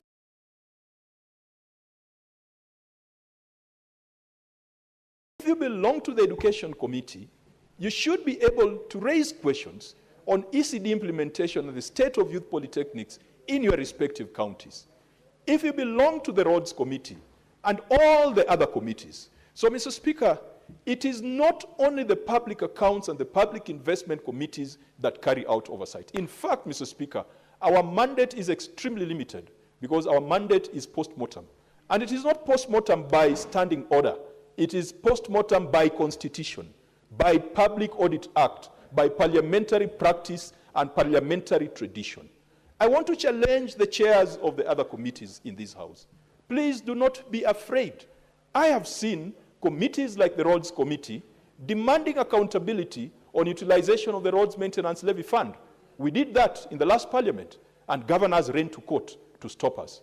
I have seen the Education Committee ask questions around the state of ECD centers. I have seen all the other committees. When we're in the Agriculture Committee with Senator Murango, we used to consistently and regularly ask questions about implementation of county government policies. So we must look at all of us collectively as overseers of affairs and practices and operations in county governments. Mr. Speaker, when it comes to the individual role of a senator in terms of oversight, and I hope that Senator Mutata would one day be able to tell us the long and short of the decision that was made in the matter between him and Busia County government. Because, Mr. Speaker, it is being reported that oversight responsibility is not individual, it is institutional. Mr. Speaker, if it was institutional, then why do we have an oversight fund for respective senators? It means that even that oversight fund is unconstitutional. Mr. Speaker, we must make sure that we've got the right jurisprudence, because our partners in county governments would hide behind that, so that if you went to your county to ask for certain information, certain records under the freedom of access to information, which is part of the Bill of Rights in this Constitution, you are told that we can only release documents if they've been signed by the clerk of the Senate. There is nowhere, I do not think that there is any parliamentary system or any parliamentary practice where an elected member, a person elected by those residents, constituents, is barred, is muzzled from asking questions on behalf of the people, because our job is representation. Now, representation, you represent the people who elected you. Of course, when you come to the Senate, you represent the entire nation, but you've got a primary responsibility to represent the people who elected you, and that means you must ask questions. So, Mr. Speaker, we need to make sure that, and earlier on, I'd already commended our two colleagues who were in the Parliamentary Service Commission, the ones who are consulting Senator Mogeni and Senator Joyce Korir, that at the end of the, at least we finally saw a little bit of resources for the Senate Oversight Fund. But we need to be more innovative to ensure that more of the money goes into activities that make sense in the eyes of our people, rather than into consultancies and into administrative and bureaucratic expenses that then reduce whatever is available for a senator to be able to walk around. Mr. Speaker, it has also been suggested that members of the public feel a sense of fatigue, that Senate is always asking the tough questions, but then there is no action. Mr. Speaker, it is for this reason we invited the EACC step of the ODPP, saying that in many cases they are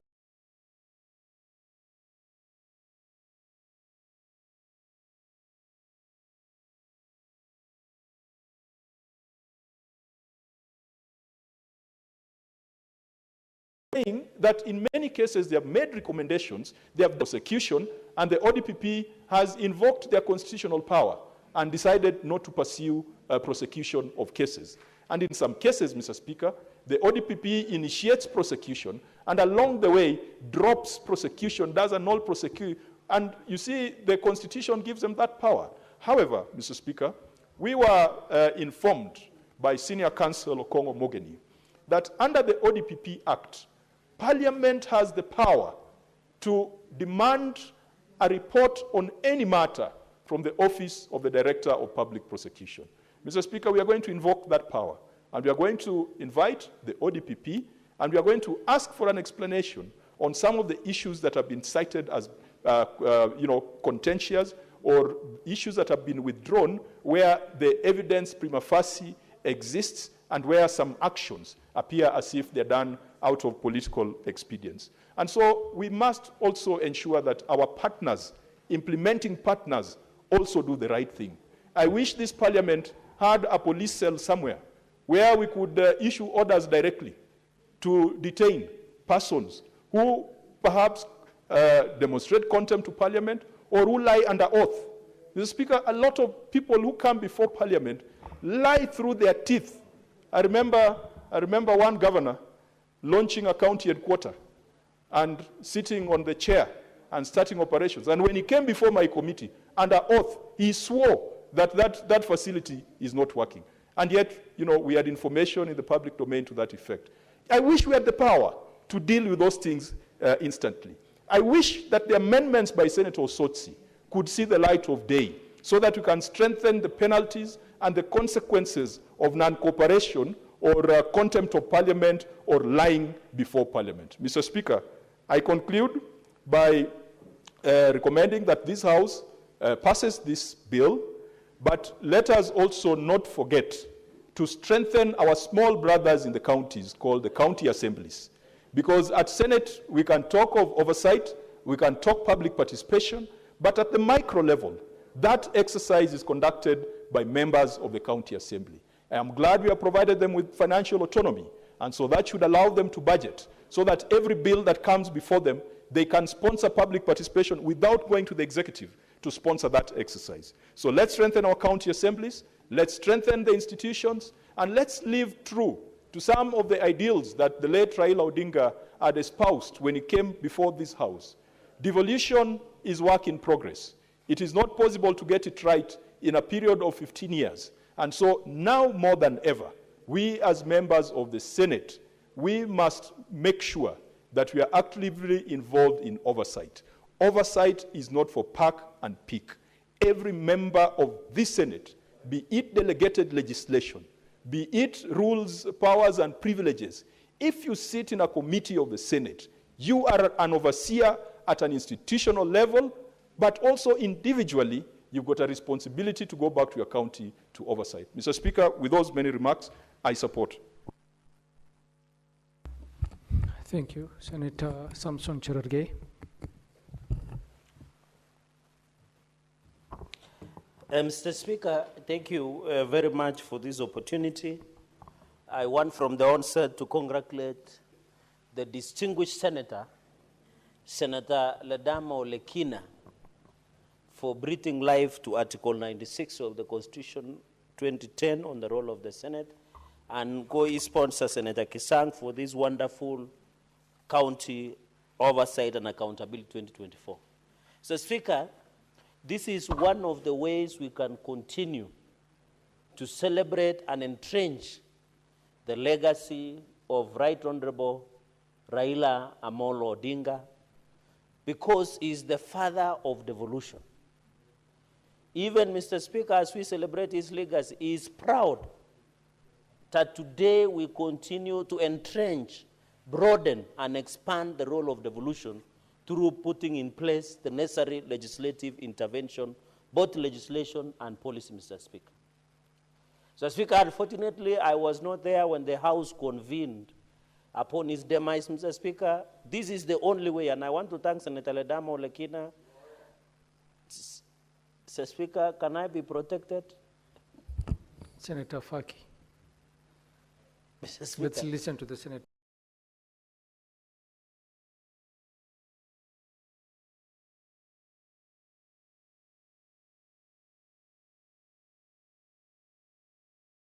Silence.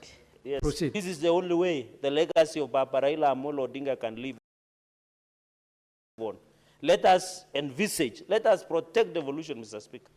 I know the Constitution 2010 is to ensure things works in Garissa. Baba will only be remembered, Mr. Speaker, when water is available in Garissa town. Baba will only be remembered, Mr. Speaker, when there is drugs in Kapsabet County Referral Hospital. Baba will only be remembered, Mr. Speaker, when the roads are passable in Vihiga County, where the ODM deputy party leader comes from. Baba will only be happy, Mr. Speaker, when potato will be processed, the commercial crop from Nyandarua, Mr. Speaker. He will only be happy when we expand and develop, Mr. Speaker. Mr. Speaker, I celebrate Senator Ledama for this wonderful legislation. I hope we can breathe life. Mr. Speaker, the issue of oversight in counties has been reduced to political competition. We need to give it life, Mr. Speaker. We need to give it life. Mr. Speaker, I'm mentioning devolution because Raila Amolo Odinga, Mr. Speaker, was the father of devolution. I know he fought for human rights. He fought for rule of law, Mr. Speaker. He fought against police brutality. There was a statement that was brought today, Mr. Speaker. Mr. Speaker, as I speak today, no rogue police officer has been arrested for the killings of more than 3 people in Kimwani area in Nandi County and scores that were injured, Mr. Speaker. Even during the day here in Kasarani, Mr. Speaker, and I hope the National Security Committee, I'm not seeing any member, should fast track, Mr. Speaker, and call out IPOA for not doing their job, Mr. Speaker. So I want to say we celebrate him for many things: devolution, rule of law, against police brutality, Mr. Speaker, against the abuses of human rights. These are the laws that can give opportunity, Mr. Speaker. He fought for the space, political space. That's why you find Senator Okongo Mugeni can speak and undermine the president wherever he is, because that space was fought by the president, Mr. Speaker. What's your point of order, Senator Mugeni?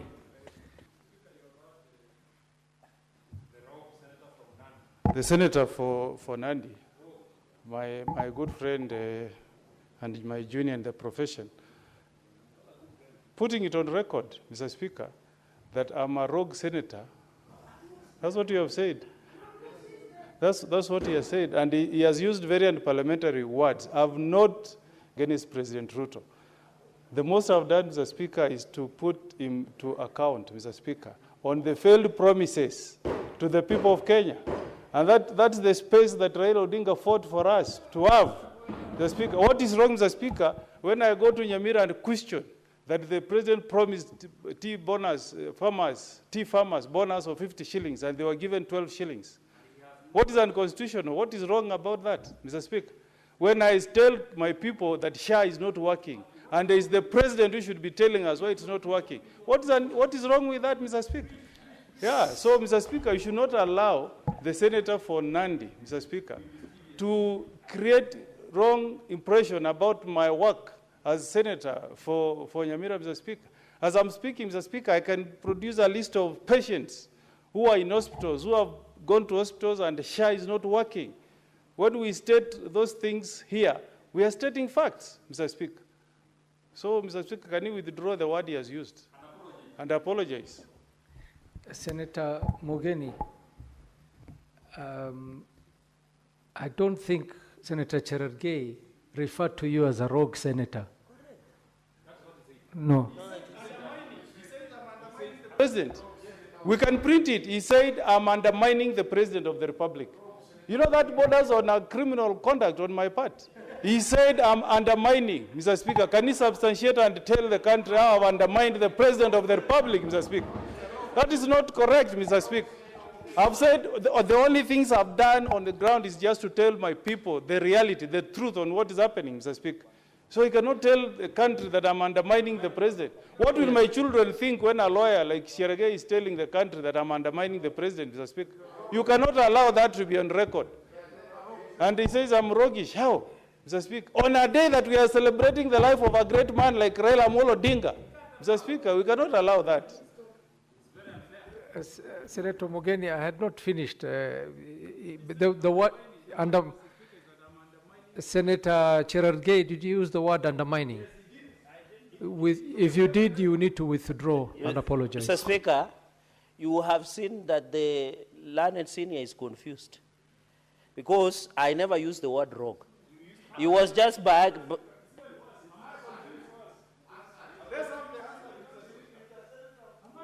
No, Mr. Speaker. Mr. Speaker. Mr. Speaker, can I be protected? You know, I heard him. I heard him when he was speaking. Can I be protected? Can I be protected? Senator. Can I substitute? Senator Cherargei. Yeah. Mr. Speaker. Okay. Let me rephrase by saying he is misleading the House. Withdraw, yeah, confused. Withdraw the word confused. And withdraw undermining the president. But, Mr. Speaker, if we draw English words, what will be speaking on the floor? Mr. Speaker, let me say the following. I have said I have used the word misleading. Misleading. I have withdrawn, Senator. I have withdrawn. I have withdrawn. You know what interesting thing, Mr. Speaker, is he was just walking behind you. He didn't listen. So I want to call upon colleagues to listen to what I'm saying. Just listen. Even the issue of T-bonuses, we are with you. But we are saying, I was just explaining, Mr. Speaker, and I'm happy, Mr. Speaker, you are an active listener.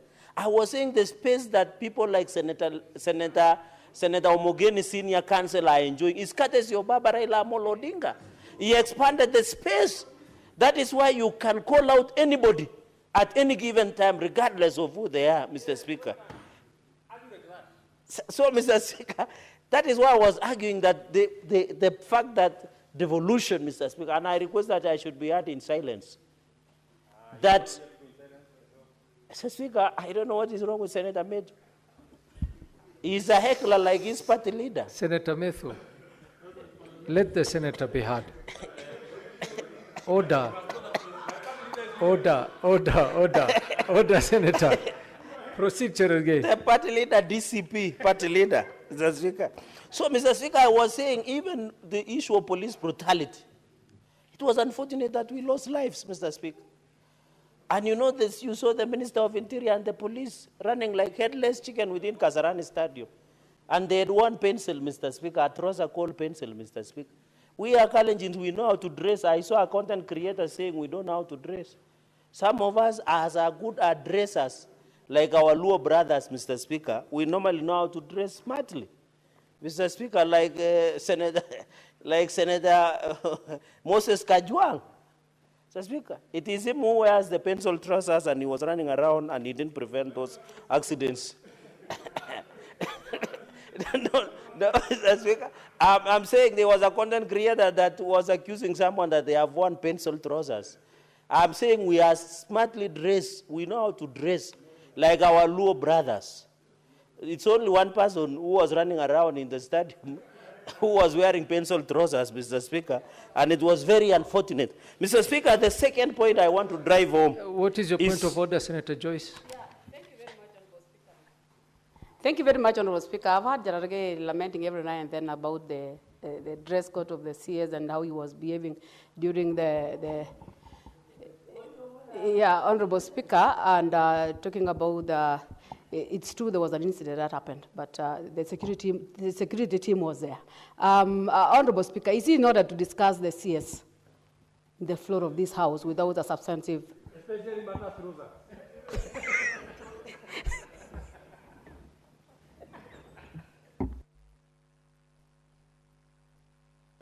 Senator Methu, order. Order, Senator Methu. You were not on a point of order. Senator Cherargei, could you please stop implying about individuals who are not in this House to defend themselves? Just proceed to make your submissions. Okay. Mr. Speaker, I remember you are ruling very well at Standing Order 103 on contents of speech. I didn't mention any name. I suspect the senator of the distinguished nominated senator from Bomet might have been in Chebalungu Forest. And then he realized He just came out from nowhere and started saying that I was discussing an individual, Mr. Speaker. Mr. Speaker, that is why I wanted to say the following on this bill. What's Mr. your point Speaker? of order, Senator Joyce? Honorable Speaker, I think Cherargei is going astray in terms of articulating his issues. Honorable Speaker, it's known by even the paper class peoples in this country that the CS of security is who in this country. So you cannot, and even the TikTok, is known, it was referred to who. So is he not the Honorable Speaker? Even referring me that I've been in the bush, Honorable Speaker. Are we in the bush or we are in the Senate sitting, Honorable Speaker? Senator Faki, what is your point of order? Thank you, Mr. Speaker. I heard Senator Joyce quoting TikTok. Is TikTok an authentic reference in this house?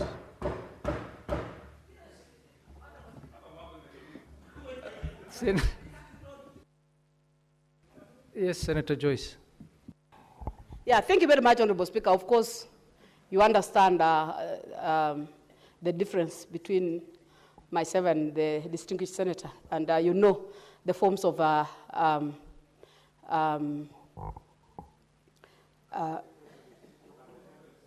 is asking the forms of communication that you can use. We have the TikTok, we have the Facebook, we have the WhatsApp. All those are forms. Unless he's not aware, he can come see me behind the tent after this session. Thank you, Honorable Speaker. Senator Cherargei, proceed to make your submissions without referring or implying about anybody. Mr. Speaker, I have been very careful as per Standing Order 103 and also 101 on contents of speech, and also your ruling. I have not mentioned individuals. But they say the guilty are always afraid, Mr. Speaker. And I think some people want to do content creation of TikTok. Emphasize that Article 96 should be given where governance, Mr. Speaker, and I just make two comments. One is on the issue of public participation. Mr. Speaker, you remember where Kiambu finance bill was outlawed or ruled unconstitutional by the courts of law. I want to believe that is where Senator Ledama, Mr. Speaker, how can my time be expired? I've not even spoken. Mr. Speaker. No, Mr. Speaker. Senator Cherargei, you still have 5 more minutes. But Mr. Speaker, there must be Jose Carmago somewhere who is eating my time. Mr. Speaker, Mr. Speaker, I wanted to make 2 pregnant points. One, Mr. Speaker, is the public participation has been made a decision. And I want to thank Senator Ledama because the courts have ruled that even any decisions that you make, and the senior counsel is here, that any decision that you make without the public input, that decision is not only legal but unconstitutional. So I agree there should be forums to discuss, Mr. Speaker. We were with my chair of PAC when we visited Busia County Referral Hospital. They don't have a working ambulance, just a working ambulance, let alone even drugs. And if you are to call a public meeting somewhere in Busia town, they would have told you we want an ambulance. But the governor decided to renovate a launch. You know what launch are used for, Mr. Speaker? Launches are used to take tea and mandazi, Mr. Speaker, and take the uji that former President Uhuru Kenyatta referred to. That is launch instead of getting an ambulance. So I agree that we must have a public participation, Mr. Speaker, to prioritize what they need to do, Mr. Speaker. That is what is important. So that when you go to Kobujai, when you go to Kaptumo, when you go to Kabiyet, when you go to Maraba in Tindre, Mr. Speaker, when you come to Chesume, Chemundu, Mr. Speaker, when you ask the residents of Nandi, what is your priority? As we talk today, the priority is roads. We have most pathetic roads in the Republic of Kenya in Nandi County. And mostly of those roads are managed by county government of Nandi, led by Sangmal administration, Mr. Speaker. These are some of the challenges that we hope when we have proper accountability and oversight will give value, Mr. Speaker. Mr. Speaker, we are lucky. Just what about tea? We get cess from tea. We get cess from sugar again, Mr. Speaker. That can allow us to fix our roads, Mr. Speaker. We must agree that as a country, we need proper public participation so that it becomes more easier, Mr. Speaker, to fix most of these roads that are not passable. Mr. Speaker, you saw Kericho County Referral Hospital. It has been locked for some time, Mr. Speaker. No one is accessing that referral hospital. Was the public participation done in Kericho to ask the people, can you lock down an hospital, Mr. Speaker? These are some of the critical aspects we must do in public participation, Mr. Speaker. I know public participation has been misinterpreted. I have seen my distinguished colleagues, they go to public rallies and they are saying they are doing public participation. Whether to elect somebody for first term or second term, Mr. Speaker, it is good that they will get a law so that before they do those public participation they are calling in some of the villages and rallies, Mr. Speaker, they know what they are doing in Mr. Speaker. And number two, I agree that we should have a format. Say that today we can go to Nyandarua, we can go to Bomet, we can go to Bungoma, we can go to Kirinyaga and request the public participation notes on finance bill of 2025 in Kirinyaga or even Garissa, Mr. Speaker. If today you are in Garissa town, Mr. Speaker, and ask them, they will say we need water. Mr. Speaker, they will say we need water. That is what is important as we talk into the future, Mr. Speaker.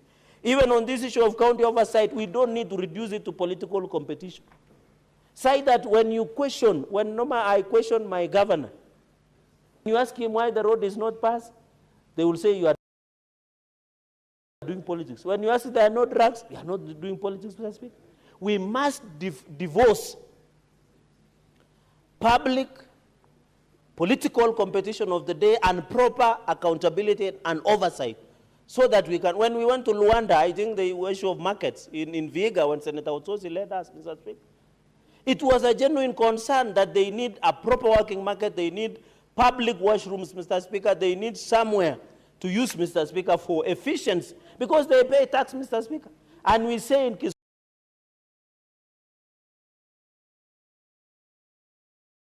Kiswahili, kulipa ushuru ni kujitegemea.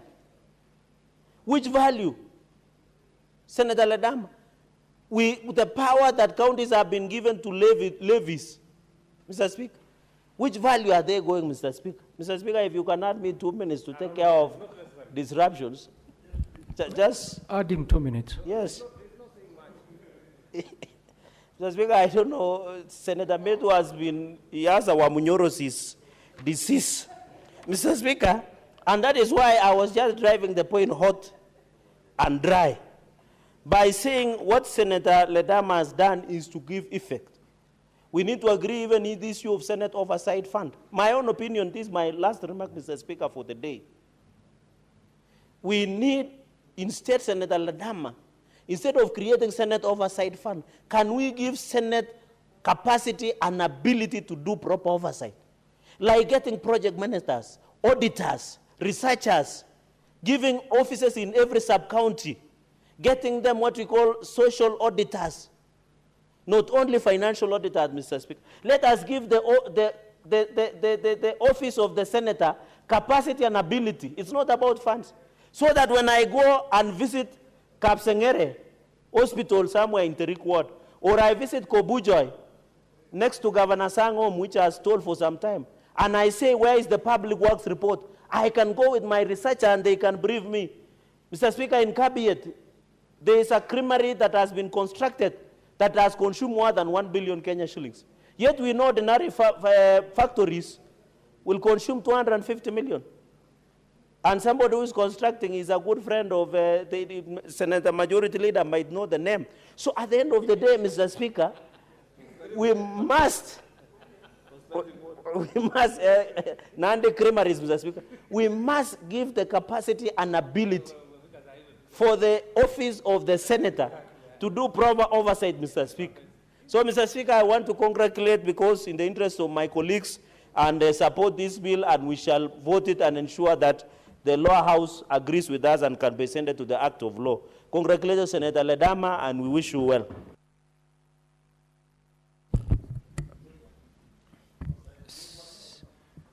Senator Mungatana is not here. Senator John Methu. My apologies, Methu. We're supposed to go on this side. No, it's okay. Senator Faki. No problem. Pole, my apologies. No, my apologies. No, I can speak then. Faki will come. Let Faki speak, then you'll speak. Speaker. You'll speak next. Take a seat. Methu. Senator Faki. Methu kidogo angalia umri pia. Asante Mheshimiwa Spika kwa kunipa fursa hii kuchangia mswada wa sheria ya oversight ambayo imeletwa bungeni na Seneta Ledama Olekina ambaye ni kiranja wetu katika upande wa walio wachache, Seneta Kisang, Seneta Gatuzi la Igwe Marakwet. Mheshimiwa Spika, kwanza nimeona kwamba oversight ndio ile ambayo tuweza kusema ni sehemu finyu katika maendeleo ya ugatuzi. Wazungu wanasema weakest link katika masuala ya ugatuzi, kwa sababu mara nyingi hapa katika bunge la Senate huwa tunafanya postmortem ama ukaguzi baada ya mambo yashaharibika. Nimesikia kilio cha mwenyekiti wa kamati ya uhasibu Senator Kajwang kusema kwamba mara nyingi wakija wale farasi huwa washatoka katika zizi na sasa ibakia kutafuta na kulaumu ni nani ambaye alisababisha farasi wale kukimbia katika zizi. Mheshimiwa Spika, fedha ambao tumeweza kupewa ya oversight imeweza kusaidia pakubwa kuleta mwamko katika magatuzi yetu. Katika kaunti ya Mombasa tuliweza kuzuru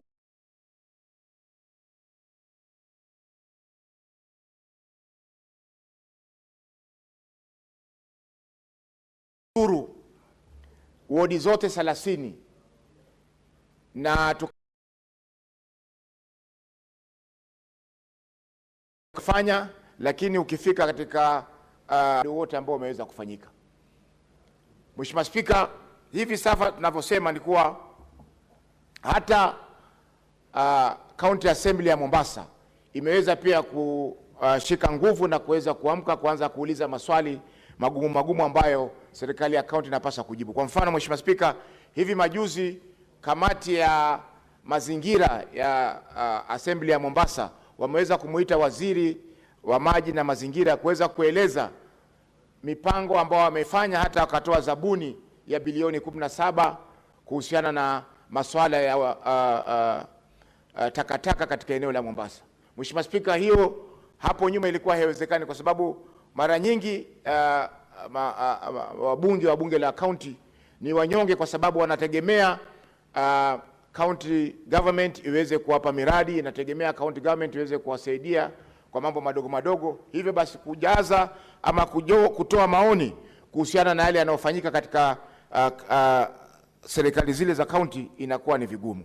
Kwa Mheshimiwa Spika, sheria hii itaweza kutoa nafasi ya masuala ya ugatuzi ili kwa oversight ili kuhakikisha kwamba ugatuzi unafaulu katika nchi yetu ya Kenya.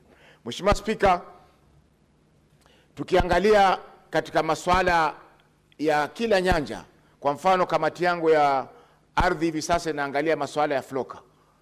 Ukiangalia yale mambo ambayo yamezungumziwa katika mipango ya floka katika kaunti nyingi ni tofauti na yale ambayo yanafanyika katika kule mashinani.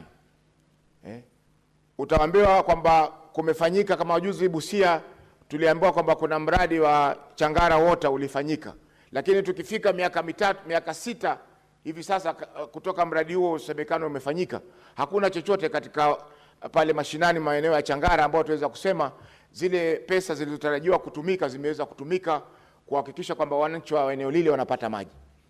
Kwa hiyo Mheshimiwa Spika, lazima masuala ya oversight sisi kama maseneta tuwe proactive, lazima tuwe mashinani kuweza kuangalia ni mambo gani ambayo yanafanyika, kwa sababu mengine yanafanyika ni dhulma kwa wananchi wetu katika maeneo yale. Mheshimiwa Spika, ukiangalia masuala ya uajiri, juzi Mombasa imeajiri wafanyakazi 628, lakini tulipowauliza ni wangapi kati ya wale ambao wameajiriwa ni walemavu, kulikuwa hakuna jawabu lolote lililotokea. Mheshimiwa Spika, na vile vile utapata kwamba mara nyingi magatuzi zetu hizi serikali za county zinaongeza makadirio yao ya ile on source revenue. Zile pesa ambazo wanaokota katika maeneo yao wanaziongeza. Kwa mfano kama walio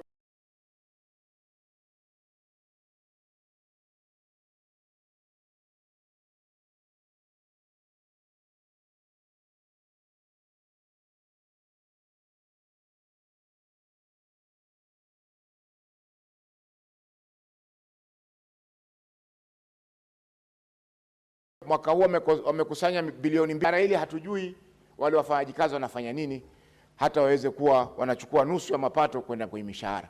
Kwa hivyo utapata Mheshimiwa Spika kwamba wanaongeza makadirio yao ya mapato kwenda kwenye mishahara. Kwa hivyo utapata Mheshimiwa Spika kwamba wanaongeza makadirio yao ya mapato ili waweze kuongeza kuajiri watu, na watu wale wengine ndio wanatumika kubeba majukwaa, kubeba viti, kubeba mkoba wa gavana na mengineo kama hayo. Kwa hiyo Mheshimiwa Spika, tukiingilia oversight na tuangalie kisawa sawa vile kaunti zetu zinavyofanya kazi, Mheshimiwa Spika, tutaweza kupata manufaa mengi ya ugatuzi. Zile pesa ambazo zinatumika na kufujwa, Mheshimiwa Spika, zinaweza kutumika kununua madawa katika mahospitali na zahanati zetu, yanaweza kutumika kuajiri madaktari, inaweza kutumika kutoa vifaa vya kisasa na kupunguza gharama ya maisha katika gatuzi zetu. Mheshimiwa Spika, tukiangalia unyonge ambao uko katika county assembly zetu,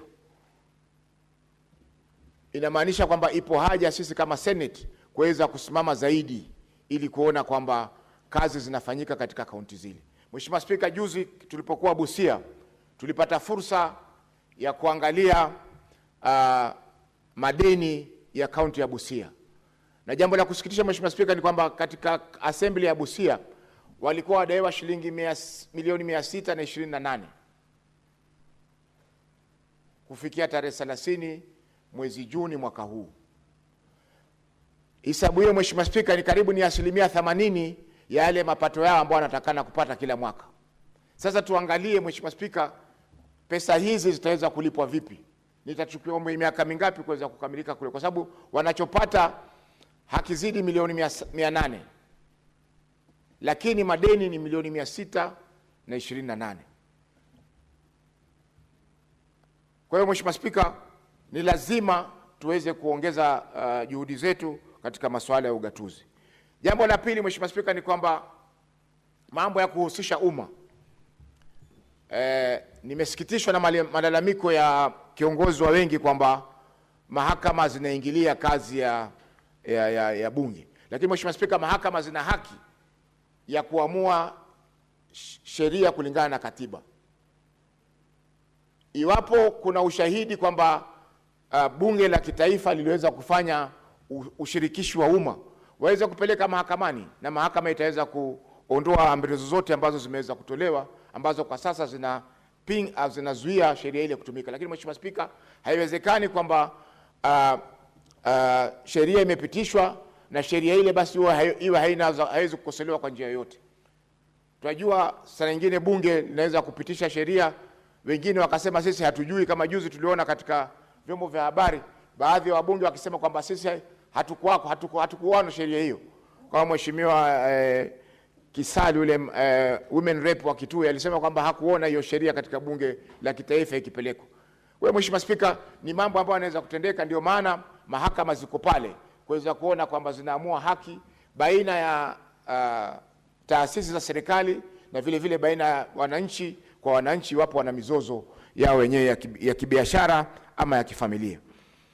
Kwa hiyo Mheshimiwa Spika, hii sheria ya ushirikishi umma ni muhimu sana katika nini yetu, kwa sababu mambo mengi sasa ni katiba inasema kwamba chochote kitakachofanyika, sheria yoyote ambayo itapitishwa lazima ipitie ushirikishi wa umma.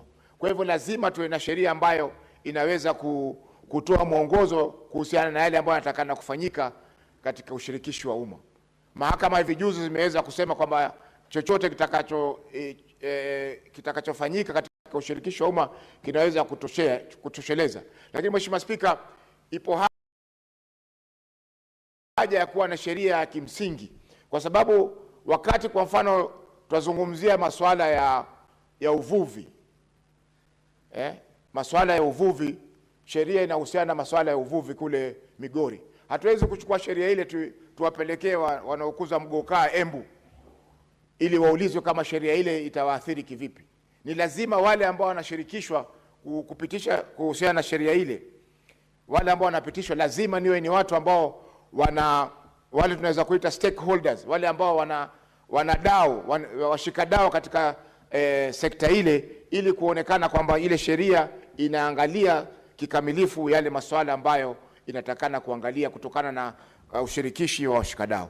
Mheshimiwa Spika, kwa kumalizia, nichukue fursa hii kwamba ugatuzi utaweza kufanya kazi ikiwa kutakuwa na uwajibikaji na masuala ya accountability.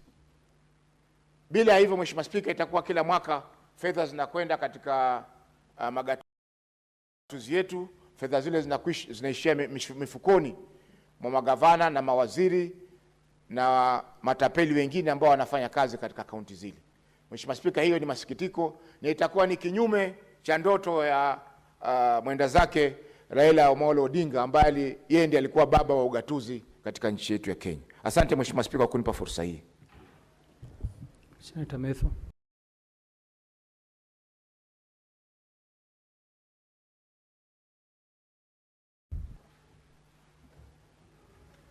Mr. Speaker, for this opportunity. You know, Mr. Speaker, when we last had, or the last session that we had, when we had our special sitting, the session ended. I don't want to use the word acrimony, but I'm struggling to get a better word to use. But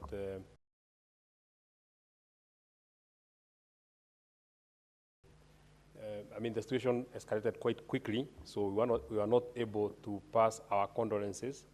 And if you allow me, in a minute, I want to pass my condolences to the family of the Honorable Raila Odinga, his wife, the children, our colleague Senator Oburu, who is now the new party leader of ODM. Mr. Speaker, sir, the departed Prime Minister is a man who lived one of the most successful political lives any politician would think about. He worked with virtually every regime. They all came and left him. He worked with the President Moi, came and left him. And there are many things that we can learn from him, but I think the hallmark of what I would learn as a young leader from the Honorable Raila Odinga is being brave, choosing the path of justice, even when it is very lonely sometimes. You do not have, and it was said in a book that I read called, I think, Half a Day, there's a, I don't remember really the title, but there's a man called Dr. Stockman who said, the quest for justice. So therefore, one of the most we can actually remember from the departed leader, Honorable Raila Odinga, is that when he voluntarily chose a very difficult thing, and it has not happened again. He chose to resign, go back, get another party, and go back to his people, and again in Langata in 1994. That is not a feat that has been, or that is not broken by anybody. We may act brave, we may act courageous, but we have never gotten to that level. He is one consummate politician who has been extremely successful, powerful when he's in government, and powerful when he's not in government. He was just as powerful when he was in government as when he was not. He was as powerful when he was Prime Minister, and when he was leader of opposition, when he was in the handshake, and when he was in the broad-based.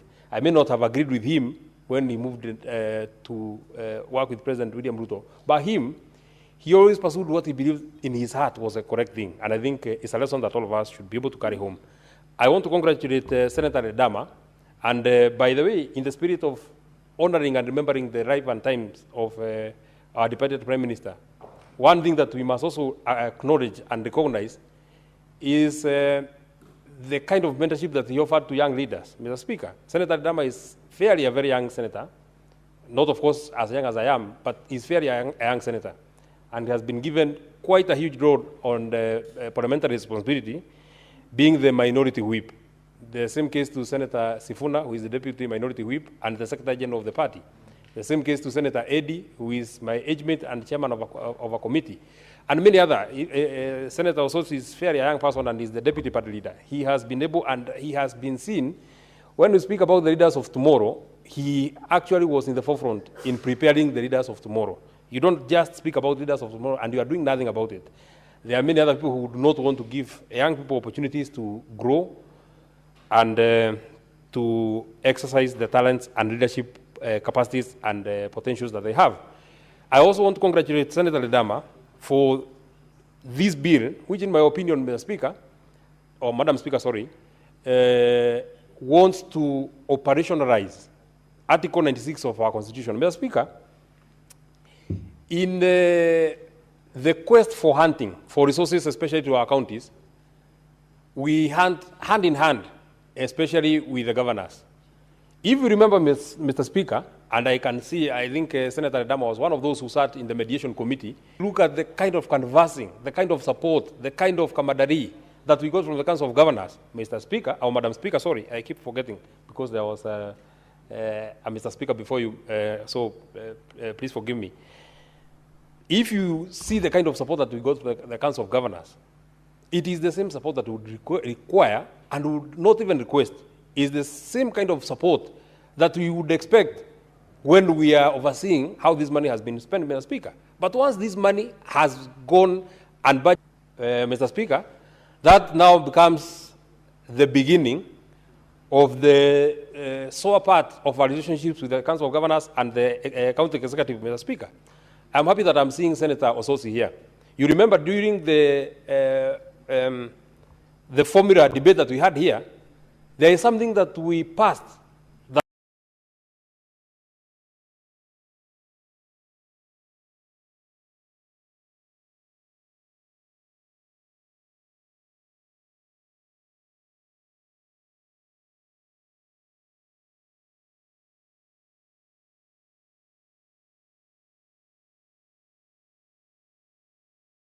has not been there on the affirmative fund that was failed, Mr. Speaker.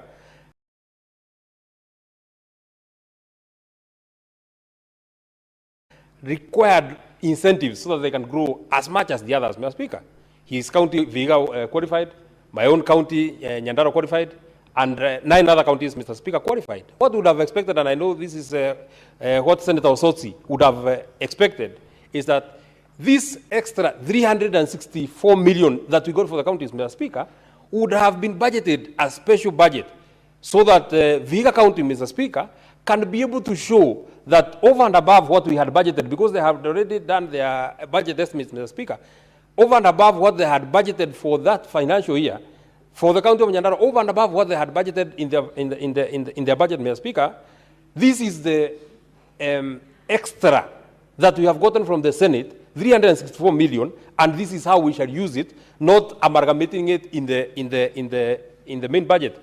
Mr. Speaker, sadly, all that money was put together with the entire money that came from the equitable share, the money that they got from the own source, and so, Mr. Speaker, you are not able to point where is this affirmative, where is this money that we passed. How would you tell Senator Osotsi that you brought money to the people of Vihiga, and there's nothing that you can point, specific thing that you can point, that out of the money, and Senator Mwaruma, because we were together with you, out of the money that we passed in this Senate, Madam Speaker, we got you an extra. So your roads will be done because you bought machineries. So your seeds will be improved because we got you improved seeds. Your new hospital will get a new wing. These ECD centers who are the ones that we got out of this extra money. Mr. Speaker, Madam Speaker. So therefore, what this bill seeks to cure, in my opinion, is this thing that governors look at us with suspicious eyes. They feel that we are witch hunting them when we want to ask them questions. Mr. Speaker, once you have subjected yourself, and you know there are many elective positions, Mr. Speaker. You can choose to be president, you can choose to be governor, you can choose to be senator, you can choose to be... Many of the people who are here, Mr. Speaker, Madam Speaker, actually qualify for all the positions. But you have chosen the side of being to oversight. If you choose to go to become a governor, then you must be ready. You must be ready to be accountable. And this is a constitutional provision. The same constitution that has made you governor is the same constitutional Article 96 that tells you that you are senator and the Senate will pay oversight on the money that we give you. There's no way that you are very welcoming when you are giving you money. But when we want to ask you how you have spent this money, you don't want. And there are two things that I want to first speak about that I've seen in the bill that are actually very good. Number one is Article 17, Part 2C, facilitating access to information held by county government. Madam Speaker, you actually know that in the case of Busia, you saw it. The senator for Busia, the Honorable Andrew Okia Omtata, had to actually go to court so that the courts can grant from the county, Madam Speaker.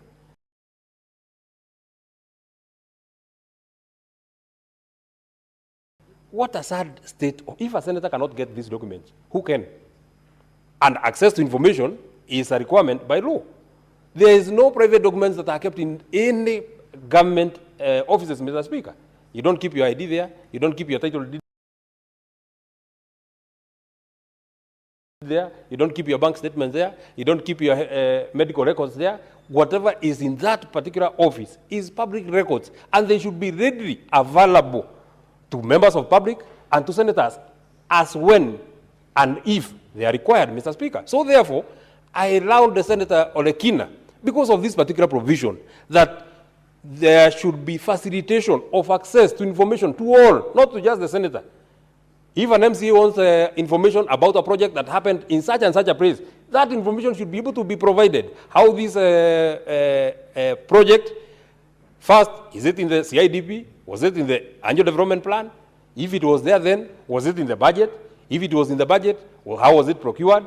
If it was procured properly, when were the services rendered? If the services were rendered and the certificates have been issued, when was it paid?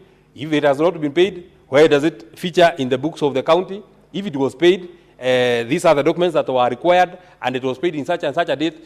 Madam Speaker, that information is not private information. Nobody should refuse with that kind of information. That is information that should be readily available for everybody. Number two, it is in the same article, 17D, engage communities and interest groups on the formulation of plans for the economic development of the county. Madam Speaker, for the economic development of a county, there are two guiding documents that are provided for in law.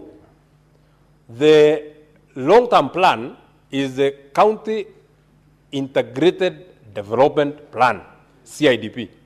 It is in this CIDP that people say that in these 5 years that you have been given as governor, we expect you to do this, we expect you to do this, we expect you to do this, and over and above what they have asked that it should be done, they also give priorities. In terms of priorities, this is, would want you to start with health, and on the matters of health, we would want you to upgrade JM Karaoke Hospital.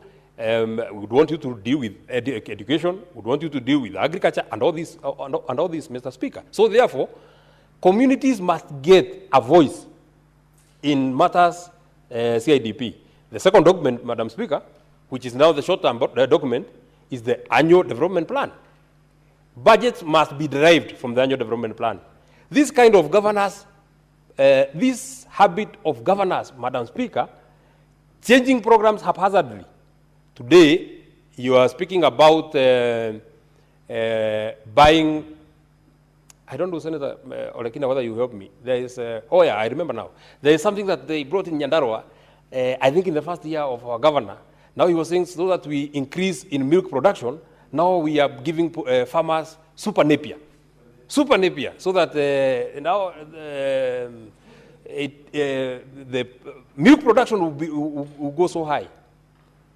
They put it in the budget the first year, I think 12.5 million, then another in the supplementary, another 12.5 million. Just before that program kicks off, Madam Speaker, the next year, the governor told us now we are not dealing with super napier again, now we are dealing with APO. We now will stop doing or giving super napier, we'll now start giving you APOs. And I think the budget was prepared. Some people are given APOs. Just before farmers in Nyandarua start acclimatizing on how we shall do APO farming, we are now told I think now the current program is coffee growing in Nyandarua. Madam Speaker, how these have been derived from the Land Use Development Plan. We must, Madam Speaker, stop this habit of governors.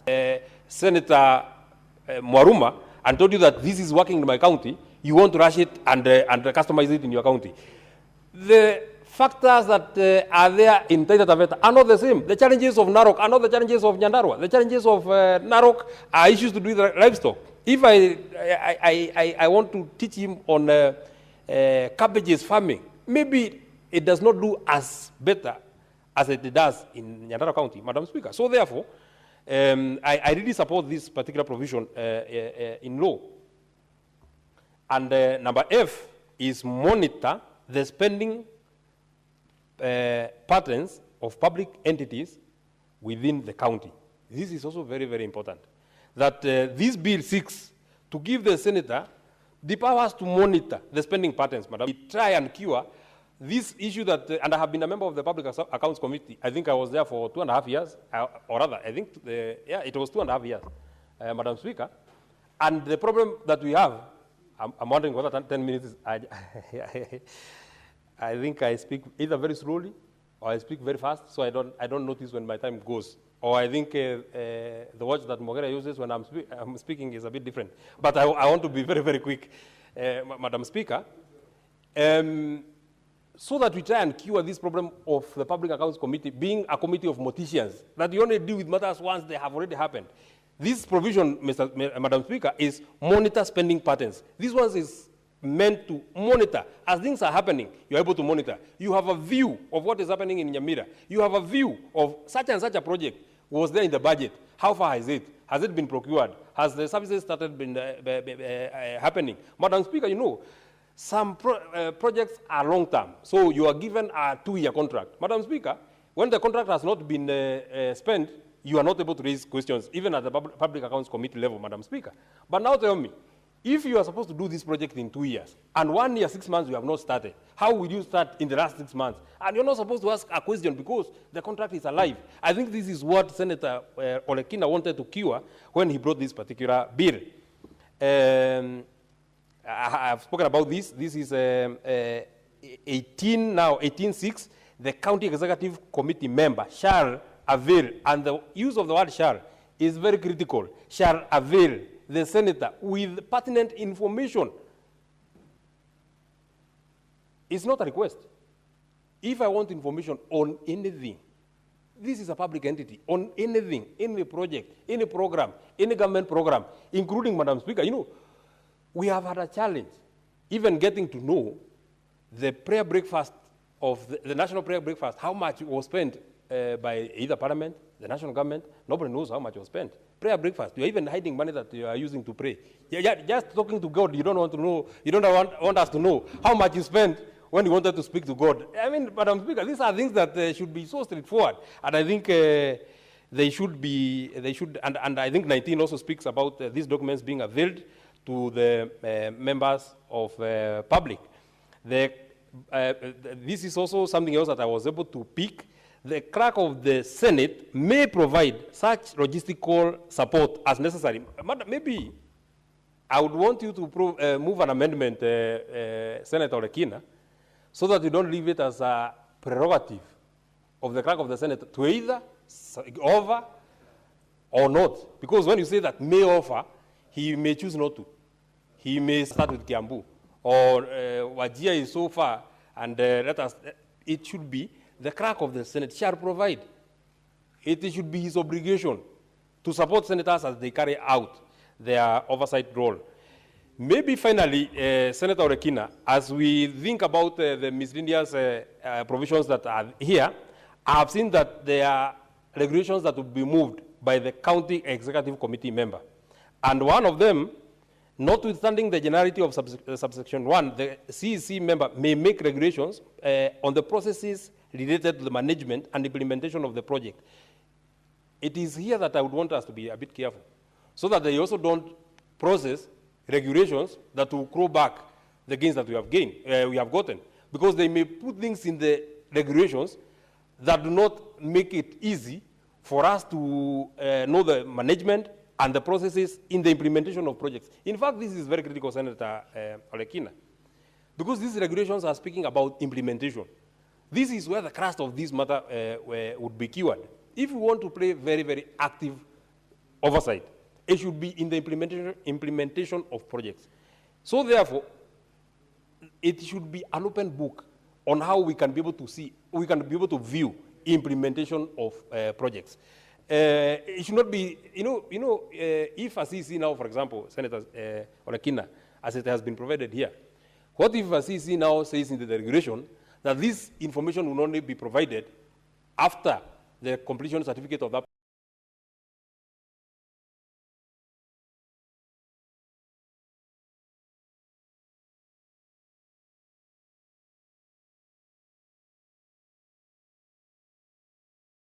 project has been issued, then we shall have lost the 30 seconds.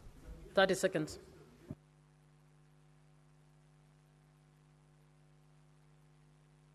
You're actually spending your 30 seconds.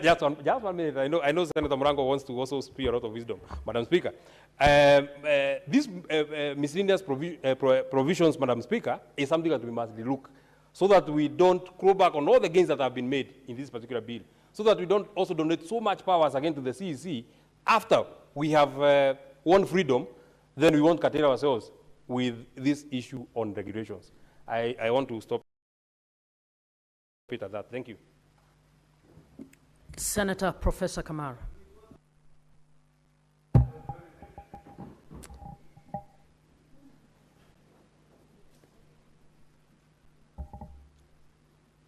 I'm not getting the microphone. Okay, thank you, Madam Speaker, for the opportunity. I've gone through this bill. Unfortunately, I don't support it in the format it's in. I do not support it, Madam Speaker, because it is completely changing the spirit of Article 96 of the Constitution. What this bill has done, it is confessing that it is following, it's unpacking Article 96. But when you go to Article 96, it talks of the role of the Senate. This bill is talking about the role of an elected senator. We need to be very clear what it is we are looking for. Is this bill supposed to take care of the oversight fund that has already come into this House, which we had said we need to deal with, or it is dealing with oversight? So my beginning point is the title of the bill. Is this county oversight? I don't know how county oversight and accountability comes in first to begin with, because if it is county oversight, we need to address county oversight. Accountability is a different animal. Accountability should be part of what we are doing. So when we talk of, and I really appreciate the details that the two members have brought in, but I want them to think through. If we are talking about county oversight, let's go to the Constitution and look at the role that was given to this House and the role that was given to the MCS. Because I see this bill bringing a potential conflict between. If you look at what the role of Senate in Article 96 says, it says the Senate will represent counties and serve to protect interests. The Senate will participate in lawmaking. It will determine the allocation of national revenue. The Senate will participate in oversight. The Senate. But when we have gone to this bill, we have broken it into the individual senators. In fact, I was looking at this at, if you look at Article 16 of the proposal that we have been given on oversight, Article 1 says that the Senate shall pursuant to Article 96 of the Constitution exercise oversight. But Senator Olekina, when you go to sub-Article 2, you go to each senator shall exercise power of oversight over their respective counties, which means each elected senator.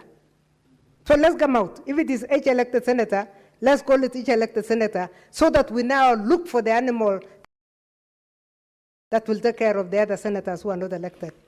I've been elected, I'm nominated, and I'm talking from a neutral ground. That you cannot talk of oversight being done by a senator.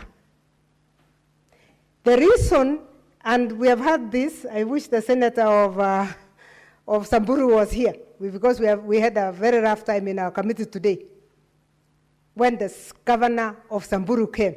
And that is when I saw oversight must be done according to this constitution. But to have Senator Ledama to go to Narok alone, to have the senator of Samburu to go to Samburu alone, he will not succeed. That is when you hear of goons fighting between. Exercise the power of oversight. We have been exercising it. We didn't need a bill to do this. It is part of what we are doing. But what does the Constitution confer? The Constitution confers the power of oversight to the House. And then the House has committees. If you look at the chapter that deals with committees, it says this House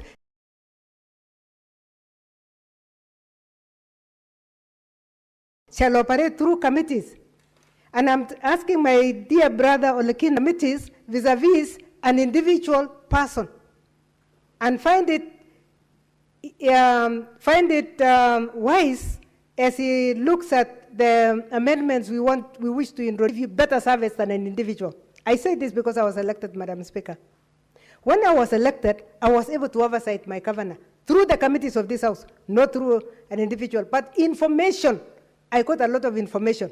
My Senate office was getting information from the CECs and wherever. I never interacted with the CEC. Why should I interact with the CEC?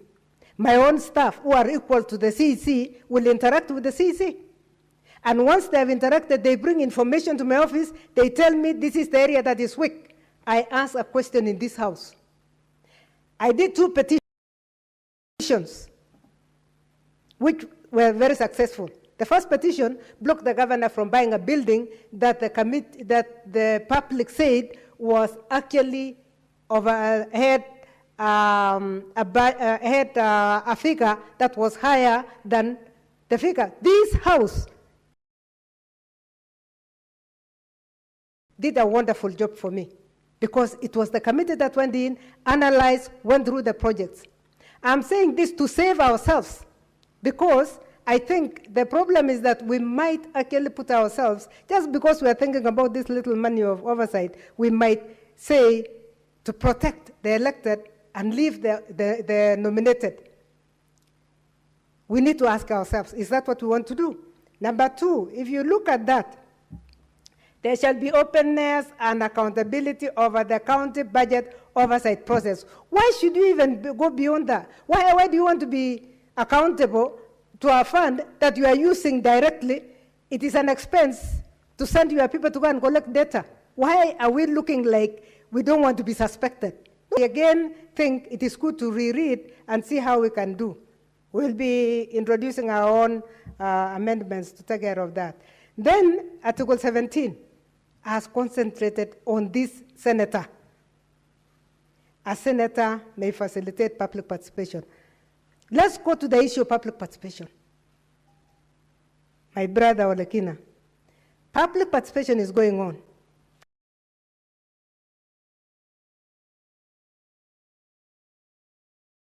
Currently. Before there is published every 5 years, massive public participation takes place. Even as nominated, I went to 3 wards to know if actually we are doing the right thing and giving people what they want. That is public participation number 1. According to the Constitution, you must have a CIDP, and once you have had your CIDP, you must have annual plans. When the annual plan, an annual plan is an extract for that year, and hopefully the county has 5 annual plans which they don't declare, they declare annual what they are going to do. And once they have declared, annually what they are going to do in the year. That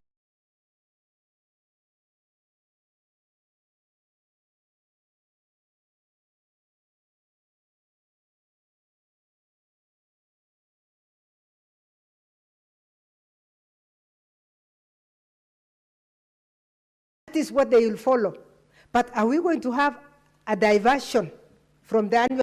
Because that is what will protect individual conflicts between a senator and a governor. Now, if you go further, Article 15, I know I'm going zigzag, I'm coming backwards. The officers shall prepare an annual report on the status of public finances in the respective county set out with the following information. Currently, the Comptroller of Budget does that, not annual, but monthly. I used to get, as a senator, monthly reports on my county, and my senator was here. I wanted to know whether he's still receiving that, because we used to receive, but the other senators must be receiving. If we are receiving that from the Comptroller of Budget, is this bill not going to be in conflict with the role of the Comptroller of Budget? Because the role of the Comptroller of Budget is to monitor. So if we allocate ourselves the role of monitoring, the way the budget flow will be, what will the role of the Comptroller of Budget? Again, let's read the Comptroller of Budget's role before we even look at the role of the Auditor General. Because I looked at some of the clauses and I think we might step on the toes of the Auditor General. So Madam Speaker, with all due respect to my colleagues that are proposed, I like the oversight. We must protect it through a law. We must have a bill.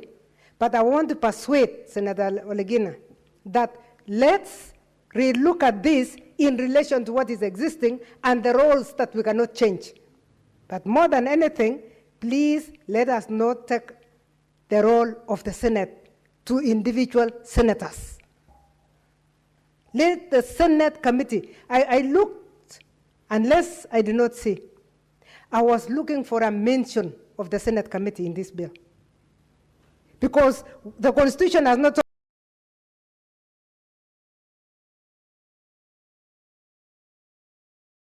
talked about the senator. It had officers to the Senate itself.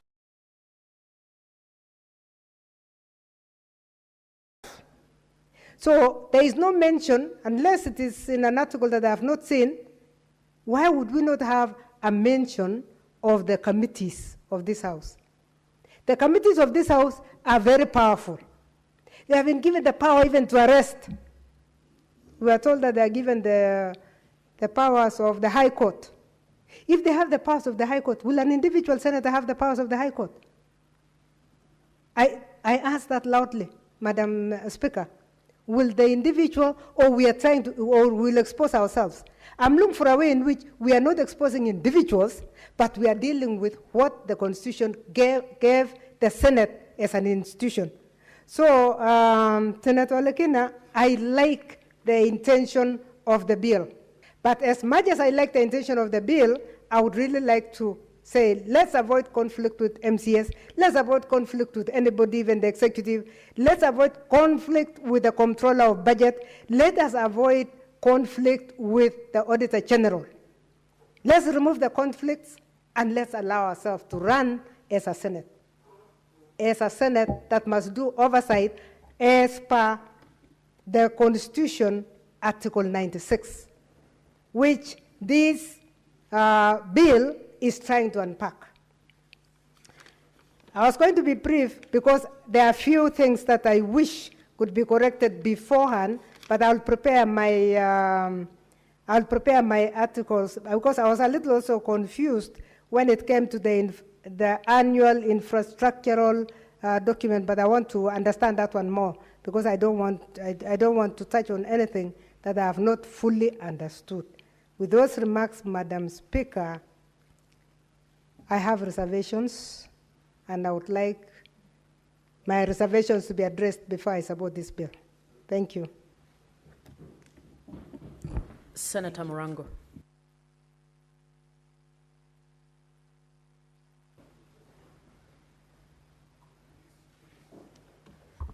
Asante sana Mr. Speaker kwa kunipatia nafasi niweze kuchangia katika mswada ambao unahusu uangalizi na uwajibikaji kwenye gatuzi zetu. Mr. Speaker, kwanza ningetaka kumpa kongole Senator Olekina akiwa na Senator Kisang kwa kuzamia katika jambo hili na kwa weledi mkubwa na tajriba kutupatia mswada uliokuwa mbele yetu. Nadhania Mr. Speaker ni kwa sababu wameona dhoruba na hali ya bahari, wakaamua kushona jarife na kutengeneza jahazi ili tuweze kufika kilidini. Kwa sababu kwa muda, Mr. Speaker, katika mambo ya ushiriki wa umma katika gatuzi zetu imekuwa tu ni eka za mbunwasi, lakini imekuwa ifanyiki vilivyo. Ukiangalia sana kwa sababu hapo awali nimekuwa mwakilishi wandi ya Kerugoya, ni kwamba wakilishi wandi wanafanya ushiriki wa umma kivyao, alafu gavana anafanya ushiriki wa umma kivyake. Na katika hali zote zile fedha za umma huwa zinatumika. Lakini gavana pia huwa anachukua maoni ambayo yeye mwenyewe amesirikisha umma ndio anatumia kutengeneza bajeti. Juzi nadhani Mr. Speaker uliona aibu iliyokuweko pale kwetu Kirinyaga, hakina mama wakipigishwa vichwangomba na mapinde kukiwa na DJ, na kukija uhasibu utakuja kupata kwamba ile fedha ilitumika katika yale mambo yalikuwa yanafanywa pale, itakuwa na nafasi kuonyeshana ya kwamba kulikuwa na ushiriki wa umma na haukuwa ni ushiriki wa umma. Mr. Speaker, ukiangalia sana kumekuwa na tatizo kwamba unapata barabara ambayo imetengenezwa na kera pia imeratibiwa kutengenezwa pia na county, na unapata ya kwamba fedha zimelipwa kwamba county ndio imeweza kutengeneza ile barabara, lakini imetengenezwa na serikali kuu. Lakini Mr. Speaker, kwa sababu nyumba inajulikana na mwenyeji sio mgeni, ili tuweze kungamua mbivu na mbichi inabidi tuweze kupewa nafasi ya pia kutoa maoni yetu na kukaa katika ushiriki ambao unafanyika ili tuweze kuelewa zaidi nini inaendelea. Kwa sababu ilivyo sahihi, ukiniambia seneta niende nikaombe ruhusa mwakilishi wandi kutoka wandi fulani ili niweze kukaa kutathmini yanayoendelea, sidhani itakuwa naweza kutoshea katika ile nafasi. Na kama ni gavana ya kuangalia wanaofanya, kwa sababu wakati wanayofanya hiyo maneno ya ushiriki ya umma ambao inakuanga ni gushi, hawatakangi pia kujulikana. Inafaa Mr. Speaker, nitapeana mfano wa seremara ambaye sana huwa anatumia misumari kushikanisha mbao.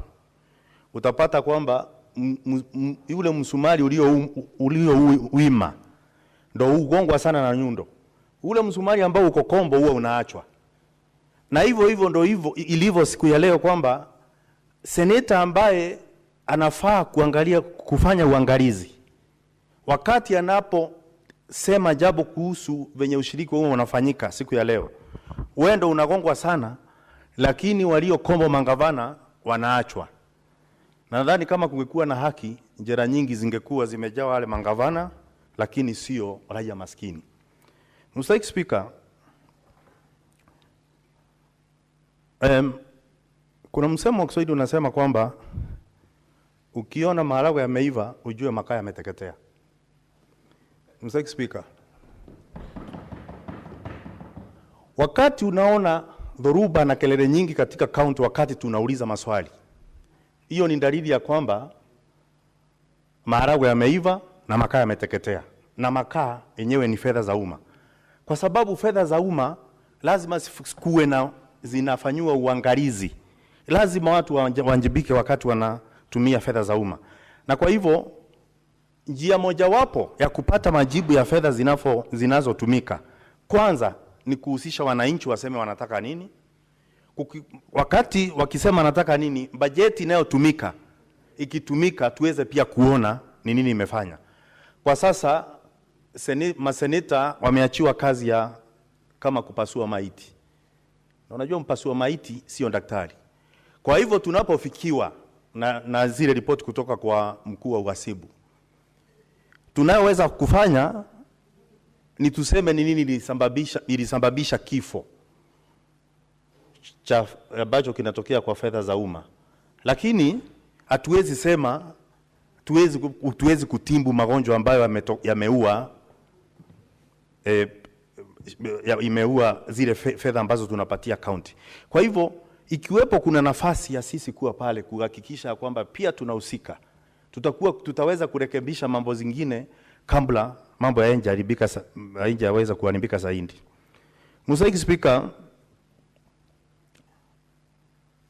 wakati tulikuwa tunafanya ushiriki wa umma kama wakilishi wandi pale nilipokuwa kiongozi wengi katika gatuzi la Kirinyaga, kulikuwa na tatizo moja ambalo lilikuwa linatokezea. Ni kwamba bajeti inayotoka kwa gavana ndio inapelekwa kushirikishwa kwa umma. Lakini sio kusema wameulizwa kwanza kwa mujibu wa sheria, ili wakuje waulizwe maswali waseme waulizwe kwanza alafu ndio gavana akuja na majibu. Inaanza kwamba bajeti inatengenezwa na gavana. Kuna mwingine alinunua mavi ya mbuzi akasema ni mbolea na akapeana, na ukienda kwa uhasibu uwezi tena ukaenda ukahesabu chembe ya mavi ya mbuzi ili uweze kuweza kufanya gavana awajibike. Kwa hivyo inakuwa ni kusudia kwamba ile mambo inafanywa kusudi, kwa sababu gavana anajua ya kwamba uwezi enda pale tena ukaweza kufanya awajibike katika maneno ambayo amefanya. Lakini kwa mujibu wa sheria inafaa wananchi waseme wanataka nini, gavana aende atengeneze kupitia waziri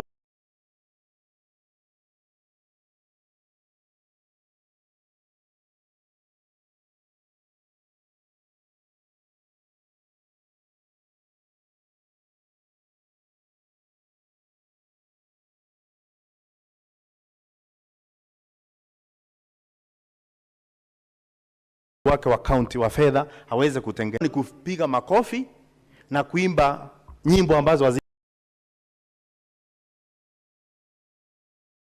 na kiitikio. Unakuja kupata kwamba Mr. Speaker, gavana akisema anajenga uwanja ya helikopta kutua, wanapiga makofi tu. Lakini wale wananchi ambao wanafaa kuwa wanasema nini wanataka, wale hawana maji, hawana dawa hospitalini, hawana barabara, wana la kusema. Kwa sababu gani? Kwa sababu majukumu yote ya kushirikisha umma katika mchakato mzima kutengeneza bajeti umeachiwa gavana. Hiyo ndio sababu kubwa. Na kwa hivyo gavana hufanya mambo ambazo anajua ni rahisi kufanya kuliko kufanya mambo ambayo inatakikana kufanya. Mr. Speaker, nimetoka kaunti ambayo zaidi ya 99.9% ni wakulima. Lakini bajeti inaoenda katika kustawisha kilimo unapata ni duni, hata haijafika 5%. Sasa unakuja unajiuliza, ni akina nani hawa wanasema kwamba kujengwe magorofa?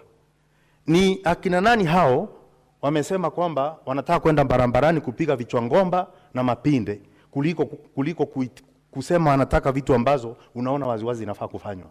Kwa hivyo mimi ningesema kwamba chambilecho waenga akili ni nywele, kwamba Senator Olekina na Kisang wamefanya kazi nzuri kukuja na mswada ambao uko mbele yetu siku ya leo. Ningesema kwamba tuunge mkono bila kuangalia mambo mengi sana kando, kwa sababu Mr. Speaker, ukiniuliza mambo ambayo inaendelea leo Kirinyaga ni rahisi sana kukuelezea kama mkazi sahihi. Nikiwa pale mimi ndio nafaa kutengeneza ripoti ambayo nitaleta katika bunge la Seneti ili iweze kufikia kamati tofauti ili waweze kujadili, kwa sababu katika sheria mswada tulio nao hapa hakuna mahali ambao unasema kwamba ripoti itakayotoka kwenye gatuzi zetu isifike kwa kamati zetu za Seneti. Kwa hivyo Mr. Speaker, mimi naunga mkono na niseme ya kwamba sheria tulio nayo hapa iweze kufanyishwa kazi na kama kuna mabadiliko kidogo iweze kufanywa, kwa sababu pia wakati nilikuwa mwenyekiti wa kamati ya ukulima tulikuwa pia tunafanya ushiriki wa umma, na ni vizuri niseme hivi kwa sababu najua wenzangu pia wamepatana na hili. Lakini jambo moja inafanya kamati pia za mbunge kuogopa sana kwenda kufanya ushiriki wa umma, ni kwa sababu unapoenda akukuangi na utaratibu wote kuhakikisha ya kwamba wale ambao unaowakuta wako na maji ya kunywa ama wameangaliwa vilivyo. Kwa hivyo maseneta wengi, na ningeomba kama seneta Mbua angekuwa hapa, kwa sababu tulienda naye Kitui na akaona hii kwamba unarudi mfukoni kuhakikisha kwamba umeangalia na kutatua maneno ambayo unapata wakati unazunguka ukifanya ushiriki wa umma. Kwa hivyo hayo mengi na machache, kwa sababu sitaki kumaliza wakati wenzangu wanataka kuongea, naunga mkono na tuunge mkono hii sheria. Asante sana Mr. Speaker.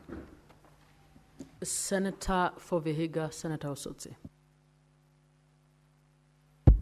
Thank you, Madam Speaker, for this opportunity. Madam Speaker, from the onset, let me say that I want to congratulate the distinguished Senator for Narok for this very important bill.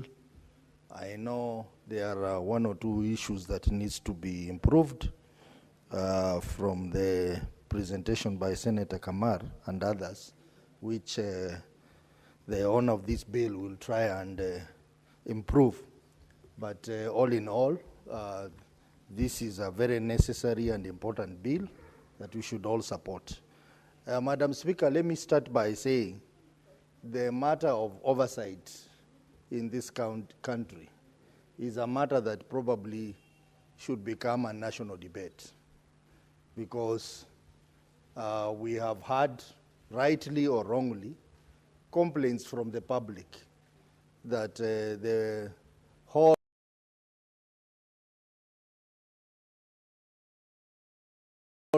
concept of oversight seems not to be open for this country. Madam Speaker, there are various reasons why that is so, and we must address it. And I remember very well our departed leader, Honorable Raila Odinga. Was one of his main concerns in public before he departed us, that is Parliament performing its oversight role well? And according to him, there is a problem. So even as we mourn Honorable Raila Odinga, we must reopen this debate, public debate, on what is the status of oversight in this country. Has it worked or not worked? Madam Speaker, when we talk about parliamentary oversight, we are talking about the oversight by the National Assembly, the oversight by the Senate, and the oversight by county assemblies. If you look at the National Assembly, Madam Speaker, where I served, the National Assembly, the committees, particularly the committee chairs, they are behaving like in those days, earlier days before the 2010 Constitution, they are behaving like assistant ministers. They act at the whims of the cabinet secretary. So what kind of oversight can you do if the chair of a parliamentary committee spends most of his time in the offices or government offices of cabinet secretaries? And he would even appear before the House to read responses, particularly to statements, by the cabinet secretary whom he is supposed to be oversighting. So I think it's important for us to relook at the whole concept of oversight. There is also the element of independence of legislature. For example, at the county assembly level, the county assemblies are not independent. Financial autonomy law that has given them some teeth. But the implementation is so slow, Madam Speaker. Something has to be done so that at least MCS start having teeth to bite in their respective counties. For the Senate, Madam Speaker, we are being let down by other supporting public institutions. Madam Speaker, For example, the EACC.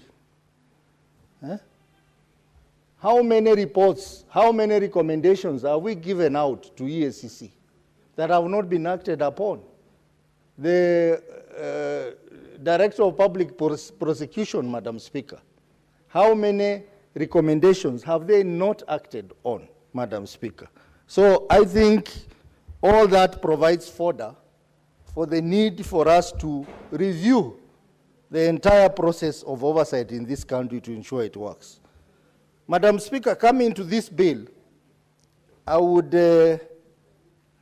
want the mover of this bill to also look at the roles of other people in our respective counties who perform the role of oversight.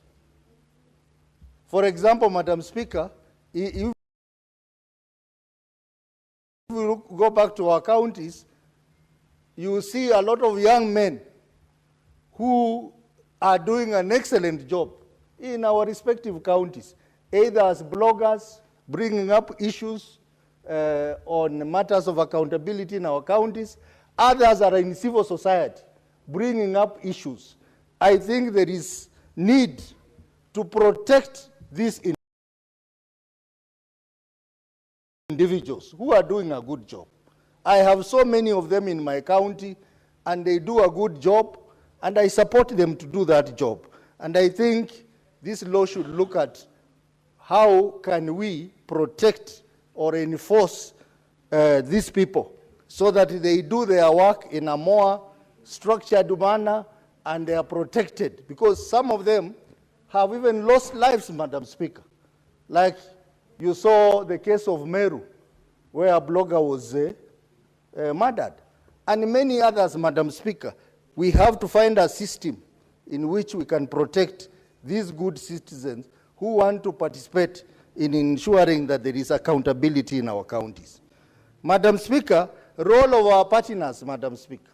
For example, the Office of the Auditor General. How can they help us to enhance this law? Because they play an important role. They provide us the primary data that we need to be able to do our oversight well, Madam Speaker. Madam Speaker, even as I talk about the roles of other partners, particularly OAG, I think there is a need for us to overhaul our financial accountability system in this country. Madam Speaker, the financial system in this country, it is based on a Westminster system.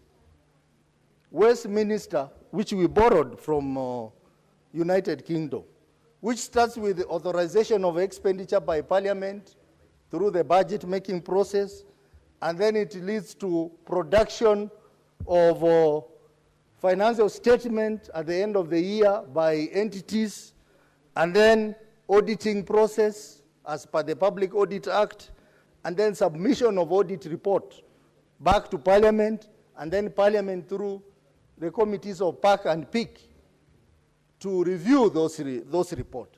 Madam Speaker, this system has a lot of gaps.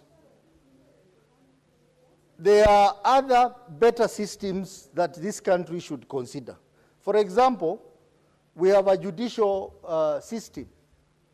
Other countries, for example, we happen to have visited Morocco, where they have what we call court of accounts, where entities appear in a judicial setup, they present their report, and a judgment is made there and there.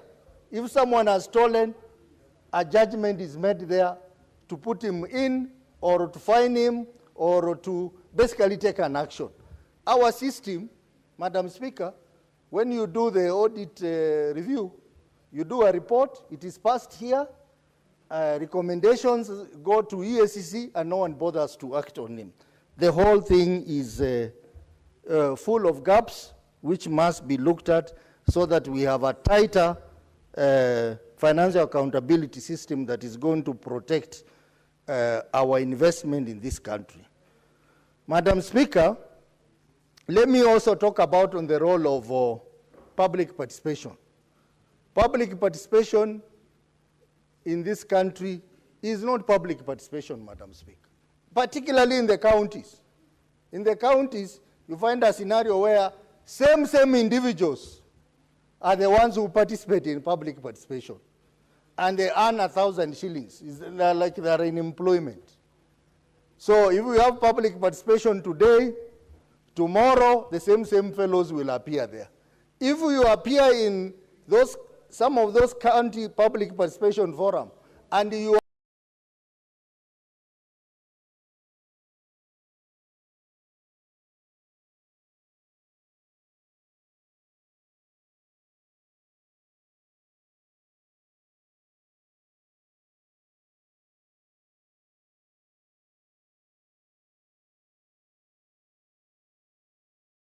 have an alternative view, Madam Speaker, you are carried away a proper comprehensive legislation on the process of public participation.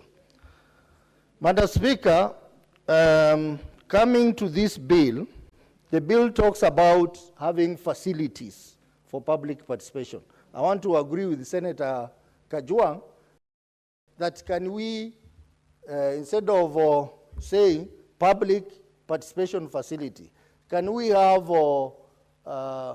multifunctional town halls in our various, so that they can do other things when there is no public participation, they can be used for other functions.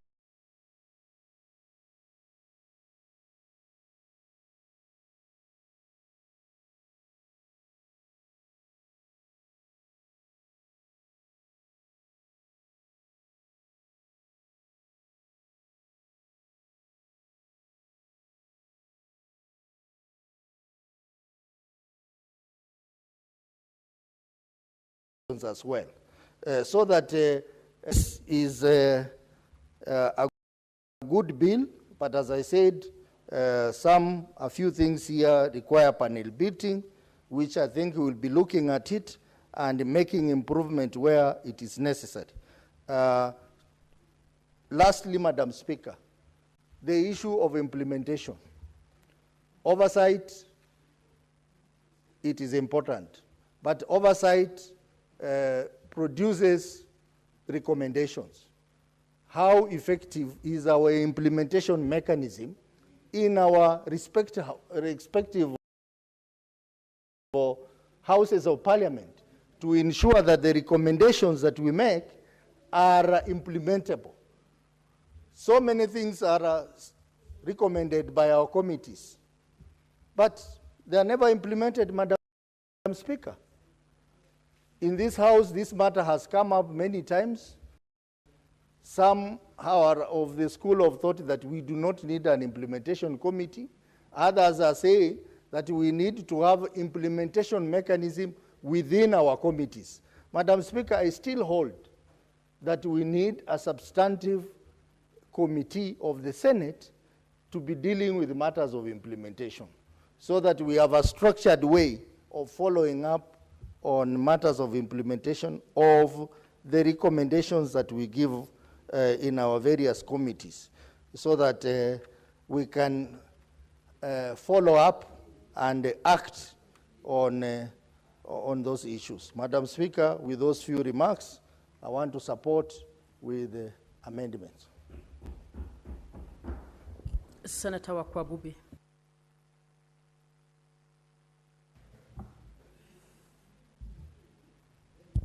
Thank you, Madam Speaker, for the opportunity to contribute towards this bill.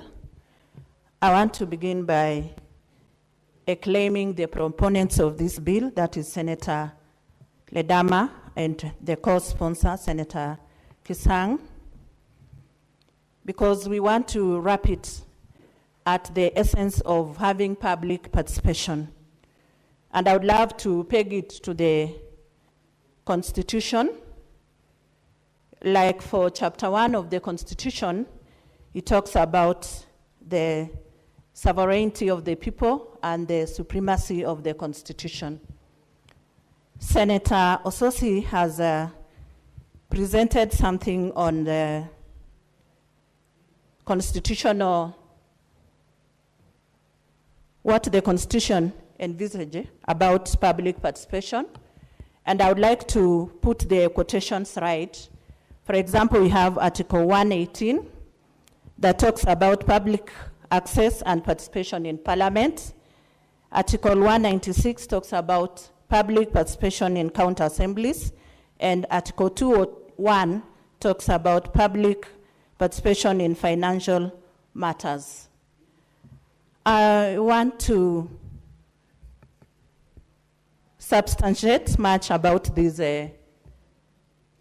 constitutional frameworks that guide this, because we all know that the crux of public participation as a tool is actually a core principle for government operations and the entire legislative process. Public participation has been there, but in my own honest opinion, sometimes I could say that it has been haphazardly done, and therefore there is need for us maybe to have whatever the senators have presented to enable us to do a lot of oversight for the purpose of efficacy and performance. When we relate back to what Baba left us with, I think he had a very good public philosophy on devolution that was goal-oriented. So we also need to look at these senators to monitor the relevance, the effectiveness, the efficiency, or rather the efficacy of all that we have. Counties have got CIDPs, they have got fiscal strategy papers, and they have got well-documented papers in regard to projects, in regard to budget estimates, and even the items. They have what we refer to as itemized budgets. But sometimes, like Senator Methu pointed out, that there is a lot of movement of funds from one voted to another. That is violent, that is unconstitutional, and this tends to maybe curtail the progress of the projects that were intended for, and therefore also curtailing development for the people. So I want us to look at this, that public participation as a tool occasions for diverse audiences where they have to give input from different, maybe counties, from different perspectives and from different sectors. Therefore, there is need for us to engineer this tool of public participation, or rather fundamentally change the design to suit and maybe to offer what it is intended for. Order, Senator Ledama, your Kamkunji is a bit loud. Please consult in low tones. So I want to conclude by saying that I support this bill, and the conflicts will always be there, especially if you have something objective, they will always be there. But let's look at the delivery point and the pinpoint with which we are operating. I submit. Senator Omogeni.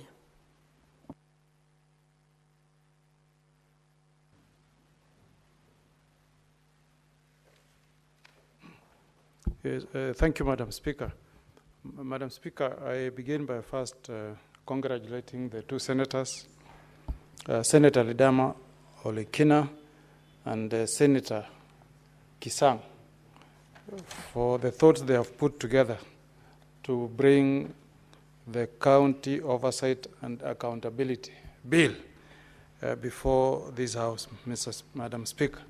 And Madam Speaker, I'm also privileged to be speaking when the distinguished Senator Professor Kamar is still in the House, because I listened carefully as she raised serious objections to this bill.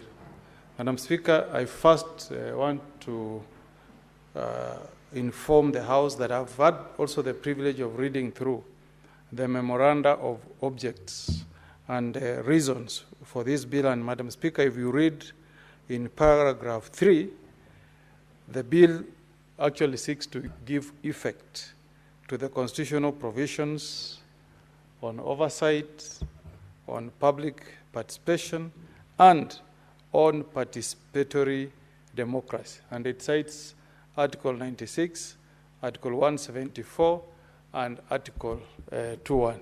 Madam Speaker, for some of us who are lawyers, time and again, our courts of law have made many pronouncements on the importance of public participation.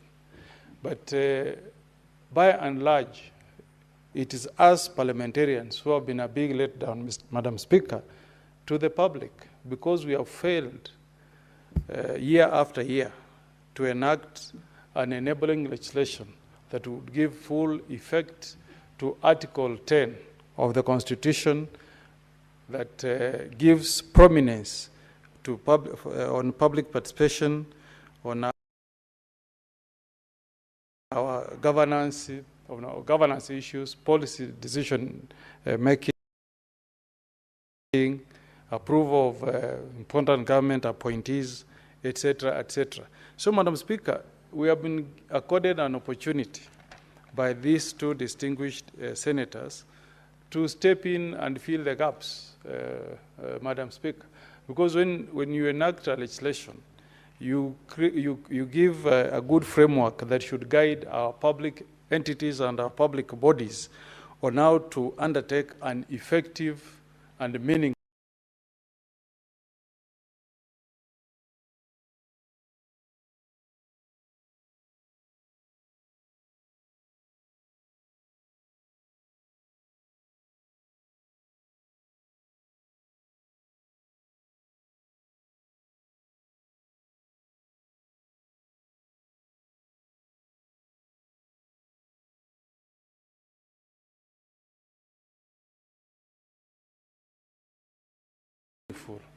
public. Imagine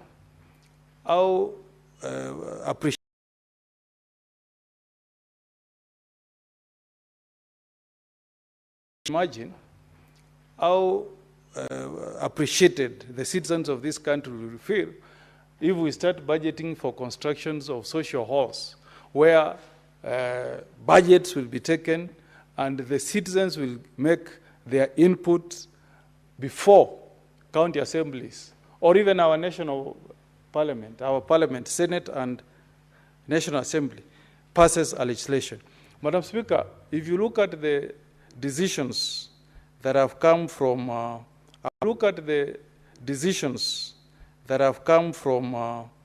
courts, Madam Speaker, public participation must be real, not illusionary. Saying real means that the people really must get an opportunity to make their input and for their voice to be heard. And then he says, if you don't understand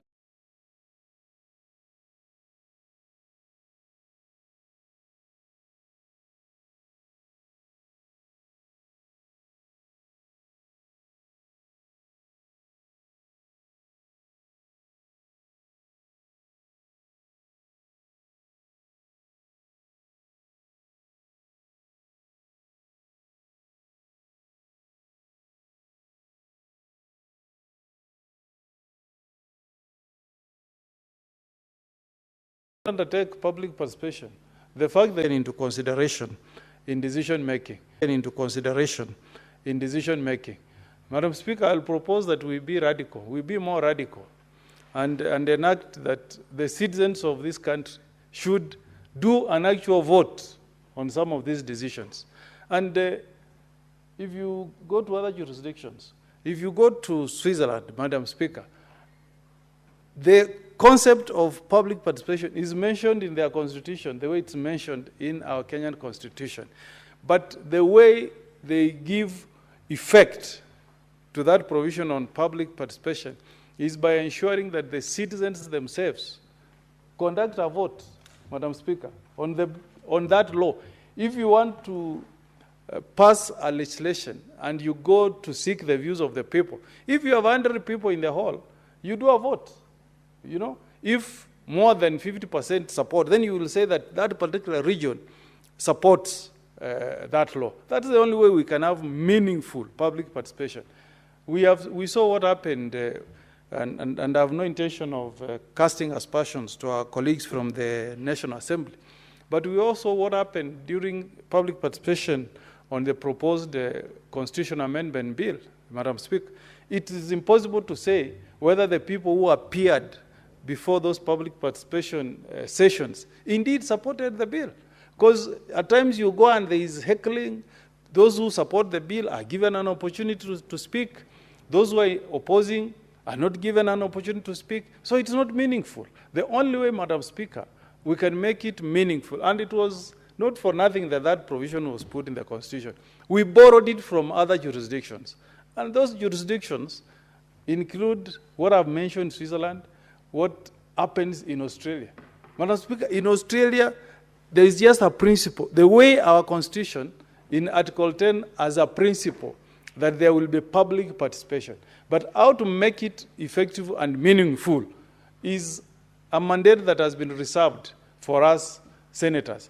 Madam Speaker, if you go to Australia, if you want to amend the Constitution in Australia, Madam Speaker, you undertake a referendum, Madam Speaker, and the people vote on that law before it is enacted. If you're able to get majority, then it becomes law. If you don't, it's not law. So the only way we can involve the people, I'll be proposing, Senator Olekina, is that Section 4 should be, public view shall be taken into consideration in decision making through a, so that we don't continue this business of alienating ourselves from the people.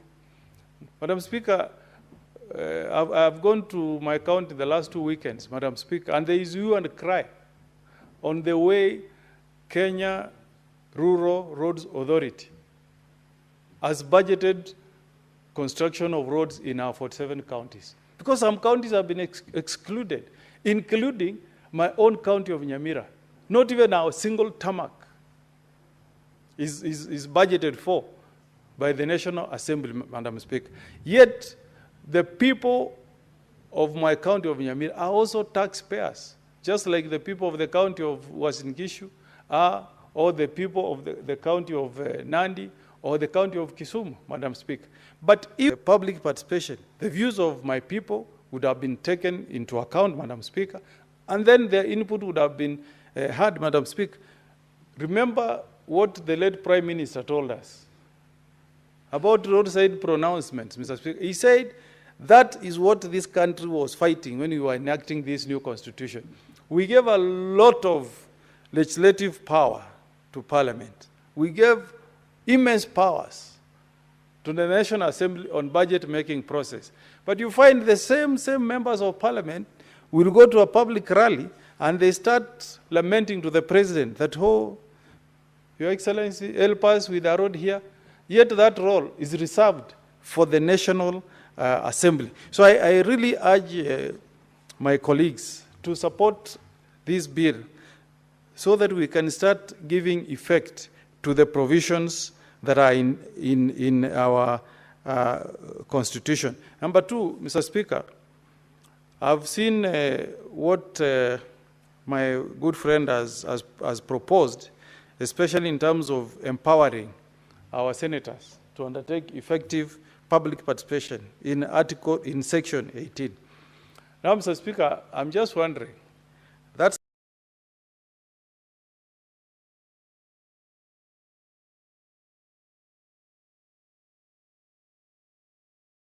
section says that the senator may employ such officers. Not surely, Senator Ledama, look at the expansive county of Kakamega. Look at the expansive county of Meru. Look at your own county of Narok. How will 3 officers assist you in ensuring that you undertake effective oversight in a county? I will propose, Senator Ledama, that you don't be prescriptive. I'd rather that you delete the number 3 there and say that the senator may employ such officers, okay, as may be necessary for assisting them undertake their oversight role in counties. Because 3 officers may be useful for the senator of Lamu, but they will certainly not be helpful, Senator Ledama, for the expansive counties that I've mentioned. And then on that particular section, Section 18, subsection 5, I think we should not limit the role of public participation to be the mandate of the senator. What happens to regulations, proposed regulations from various ministries? I think let's not make it look like now we are shifting the obligation from the respective entities to us. Remember, the courts have said that the person who bears the responsibility of ensuring that there is effective public participation is the body that wants to benefit from the proposed policy or from the proposed legislation. So I'll propose that you consider amending that so that we leave that task to be with the respective bodies. Now, Madam Speaker, I want to support what the Senator for Kirinyaga, I think, said about budgeting making process and more so on aspects of the mandate that is reserved for our counties.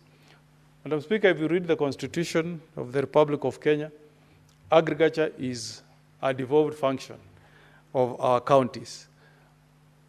Counties in the west of, do we say west of Rift Valley or the western part of Kenya, beginning from Bomet all the way. I don't know about Nandi, but at least I know from Bomet all the way. There's been a hue and cry on the low bonuses that were paid. But Madam Speaker, if you listen to county, it's called COG, the County of Council of Governors, COG, Council of Governors. Not even one statement has been released by these governors offering an explanation why farmers have been paid low bonuses. Policy issues from our CS Agriculture, no statement has been issued at all. My own governor, the governor of Nyamira, nobody has spoken on this matter, low bonuses to our farmers. And yet, if you go to the budget, Madam Speaker, agriculture is not given adequate budget allocation, Madam Speaker. So this, if you give the farmers an opportunity to meaningfully participate in budget making process, I'm sure they will put a very strong case, Madam Speaker, why there should be enhanced, where there should be an enhanced budget in agriculture, Madam Speaker. Because we used to be told when we were growing up that agriculture is the backbone of our economy. Madam Speaker, if it's the backbone of our economy, how do you pay a farmer tea bonus of 12 shillings when the cost he has used for picking the tea, the fertilizer, the tilling itself is more than the 12 shillings, meaning they are running at a loss, Madam Speaker. And then the government is mum, yet during the campaign, this matter was given a lot of prominence by His Excellency the President. He said he was going to fix agriculture. But now that agriculture is not working, now that there is a lot of pain for our farmers, I've not had any pronouncements from His Excellency the President, Madam Speaker. If we have effective public participation, Madam Speaker, the farmers themselves will have a good say on what policies, what steps should be taken in budget-making process, Madam Speaker, so that the farmer can also have a smile in their faces. The money they are getting cannot even enable them to pay share annually, the way it is being proposed by our government. And as I conclude, Madam Speaker, I'm very happy that finally counties that have never known social halls may finally have a benefit of having social halls, Madam Speaker. When we grew up, we used to hear about, is it Ofafa, Jericho Hall in Nairobi. I'm looking forward to also seeing in Nyamira a social hall, Madam Speaker, where people can go and their facilities, the governor can budget for a cup of tea, juice, and we rename it after our own heroes. Maybe it should be George Anyona Hall in Nyamira, Madam Speaker. So the contents of this bill, I dare say, Madam Speaker, are very progressive. It may have a few problems here and there, But Senator Professor Kamar, if we sit down and discuss, Madam Speaker, we can find a way of taking, taking on board the concerns of honorable senators. We enrich it, but at least let us demonstrate to our courts that we have been reading the decisions that have come from courts on this issue of public participation. And then we also make our oversight well anchored in legislation. At times, Madam Speaker, asking for documents from our respective counties becomes a quarrel between the senator and the governor. It's like you're committing a crime when you specifically want to get documents on some matters that relate to expenditure of public money. It's nobody, it's our taxes. My taxes end up going to the county of Nyamira, county of Kisumu, and other counties, Madam Speaker. So if you are spending public resources, you should happily be able to account, Madam Speaker, on how you have spent those resources. So with those many remarks, Madam Speaker, I fully support this bill, and I hope when it's finally enacted, the person who will be the biggest beneficiary will not be we senators, but the citizens of the Republic of Kenya, our bosses, the people, Madam Speaker, who have elected us to have this forum of speaking, as I'm doing this afternoon. I support and congratulations Senator Ledama and Senator Kisang. Thank you. Senator Beatrice Ogola.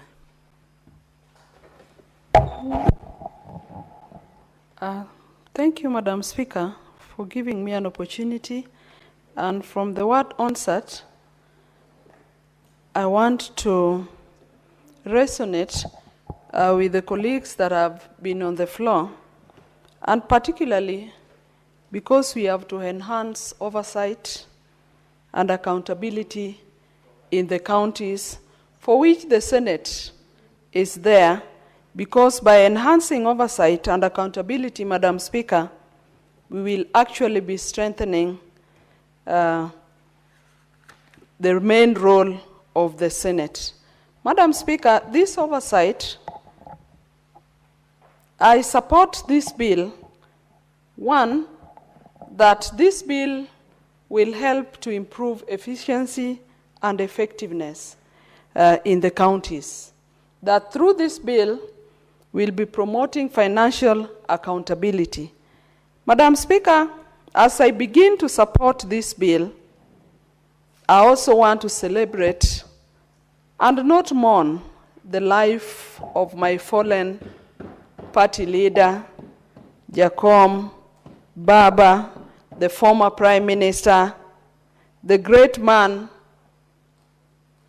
that created more greatness even in his death. Madam Speaker, I say I want to celebrate him because this is a man who lived his life. Not many people reach 80 years old.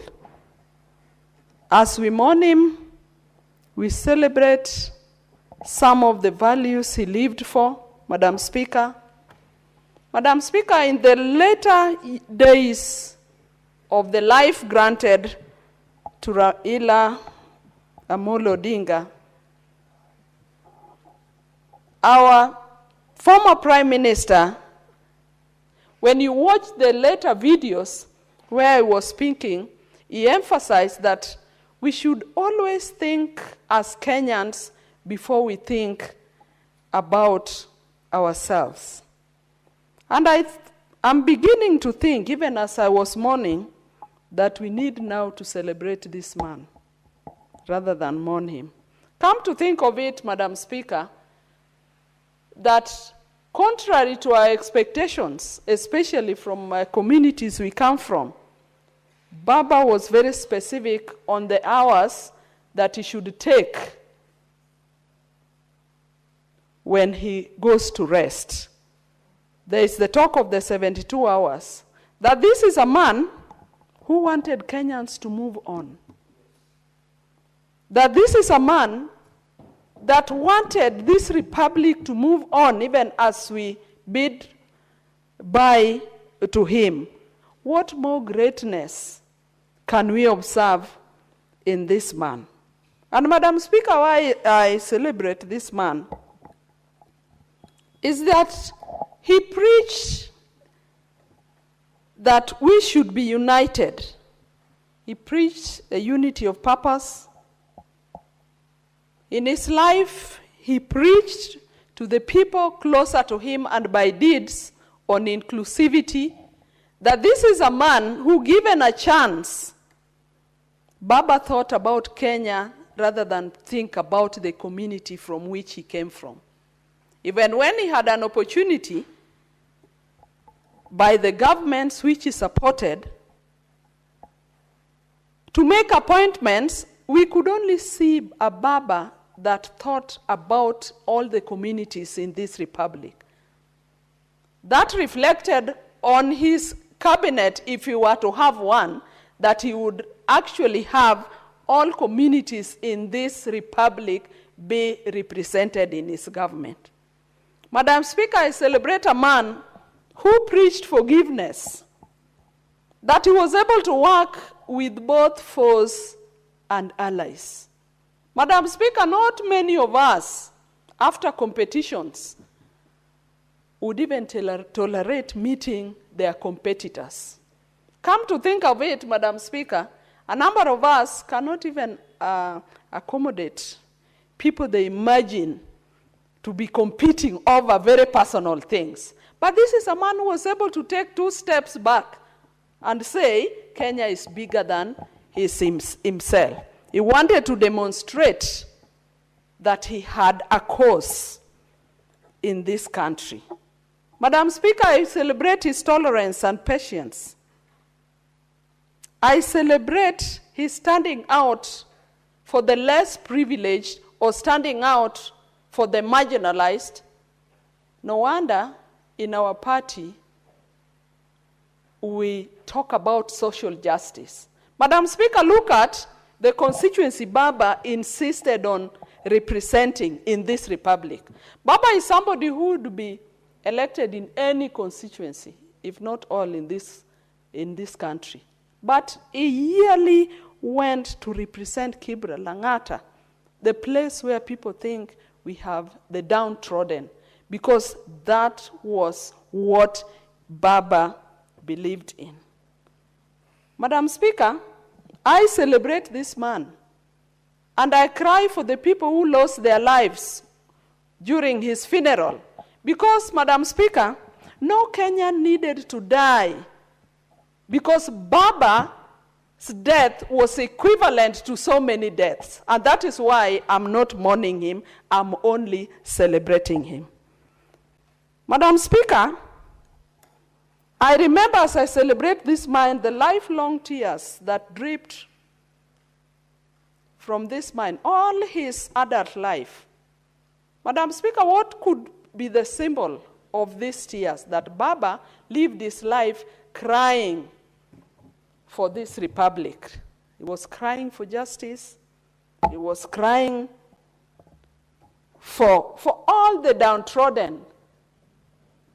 But I'm happy, and I want to congratulate Kenyans for mourning Baba in a honorable way, that they came out in their thousands. Madam Speaker, I've never seen such crowds in my life. That they came out in their large numbers, but those were very peaceful crowds. So I celebrate him because this is a man who was honored in life, but more, Madam Speaker, honored even in death. We celebrate a patriot. I celebrate a nationalist. I celebrate a man who gave his life for the sake of Kenyans. Madam Speaker, I said he preached forgiveness by what he did. And I want to ask everybody in this republic that forgiveness is actually a strength and not a weakness. Weak people don't forgive. It is only the strong, Madam Speaker, that forgive. Madam Speaker, I know you want to guide me. As we celebrate this man, Madam Speaker, who gave his life to this republic, because, Madam Speaker, the family of Baba had long sacrificed him to this republic. But, Madam Speaker, let me come back to the bill. And I congratulate my leader, the minority whip, none other than the senator of Narok, and the Senator Kipsang, for the County Oversight and Accountability Bill 2024. That as a Senate, we can only enhance county oversight. That we must strengthen oversight, but even as we do that, my leader, I do not think it is for lack of the physical facilities that public participation is not done well.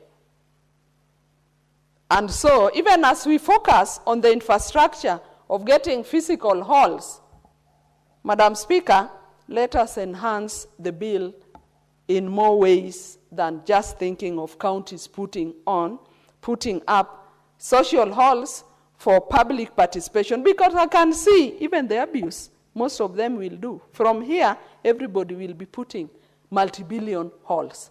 Let us focus on the actual oversight. Let us strengthen the Senate in oversighting counties. And Madam Speaker, this must also include members of the public. We call upon members of the public that other than the stipulated oversight authorities like the Senate, the public must also be watchful down where they are in doing oversight, even as we improve efficiency and effectiveness in the counties, Madam Speaker. Let us be more objective. Honorable Senators, it is now 6:30 p.m., time to adjourn the Senate. Senator Ogola, you still have 9 minutes when we resume. The Senate therefore stands adjourned until tomorrow, Wednesday, 29th October, 2025 at 9:30 a.m.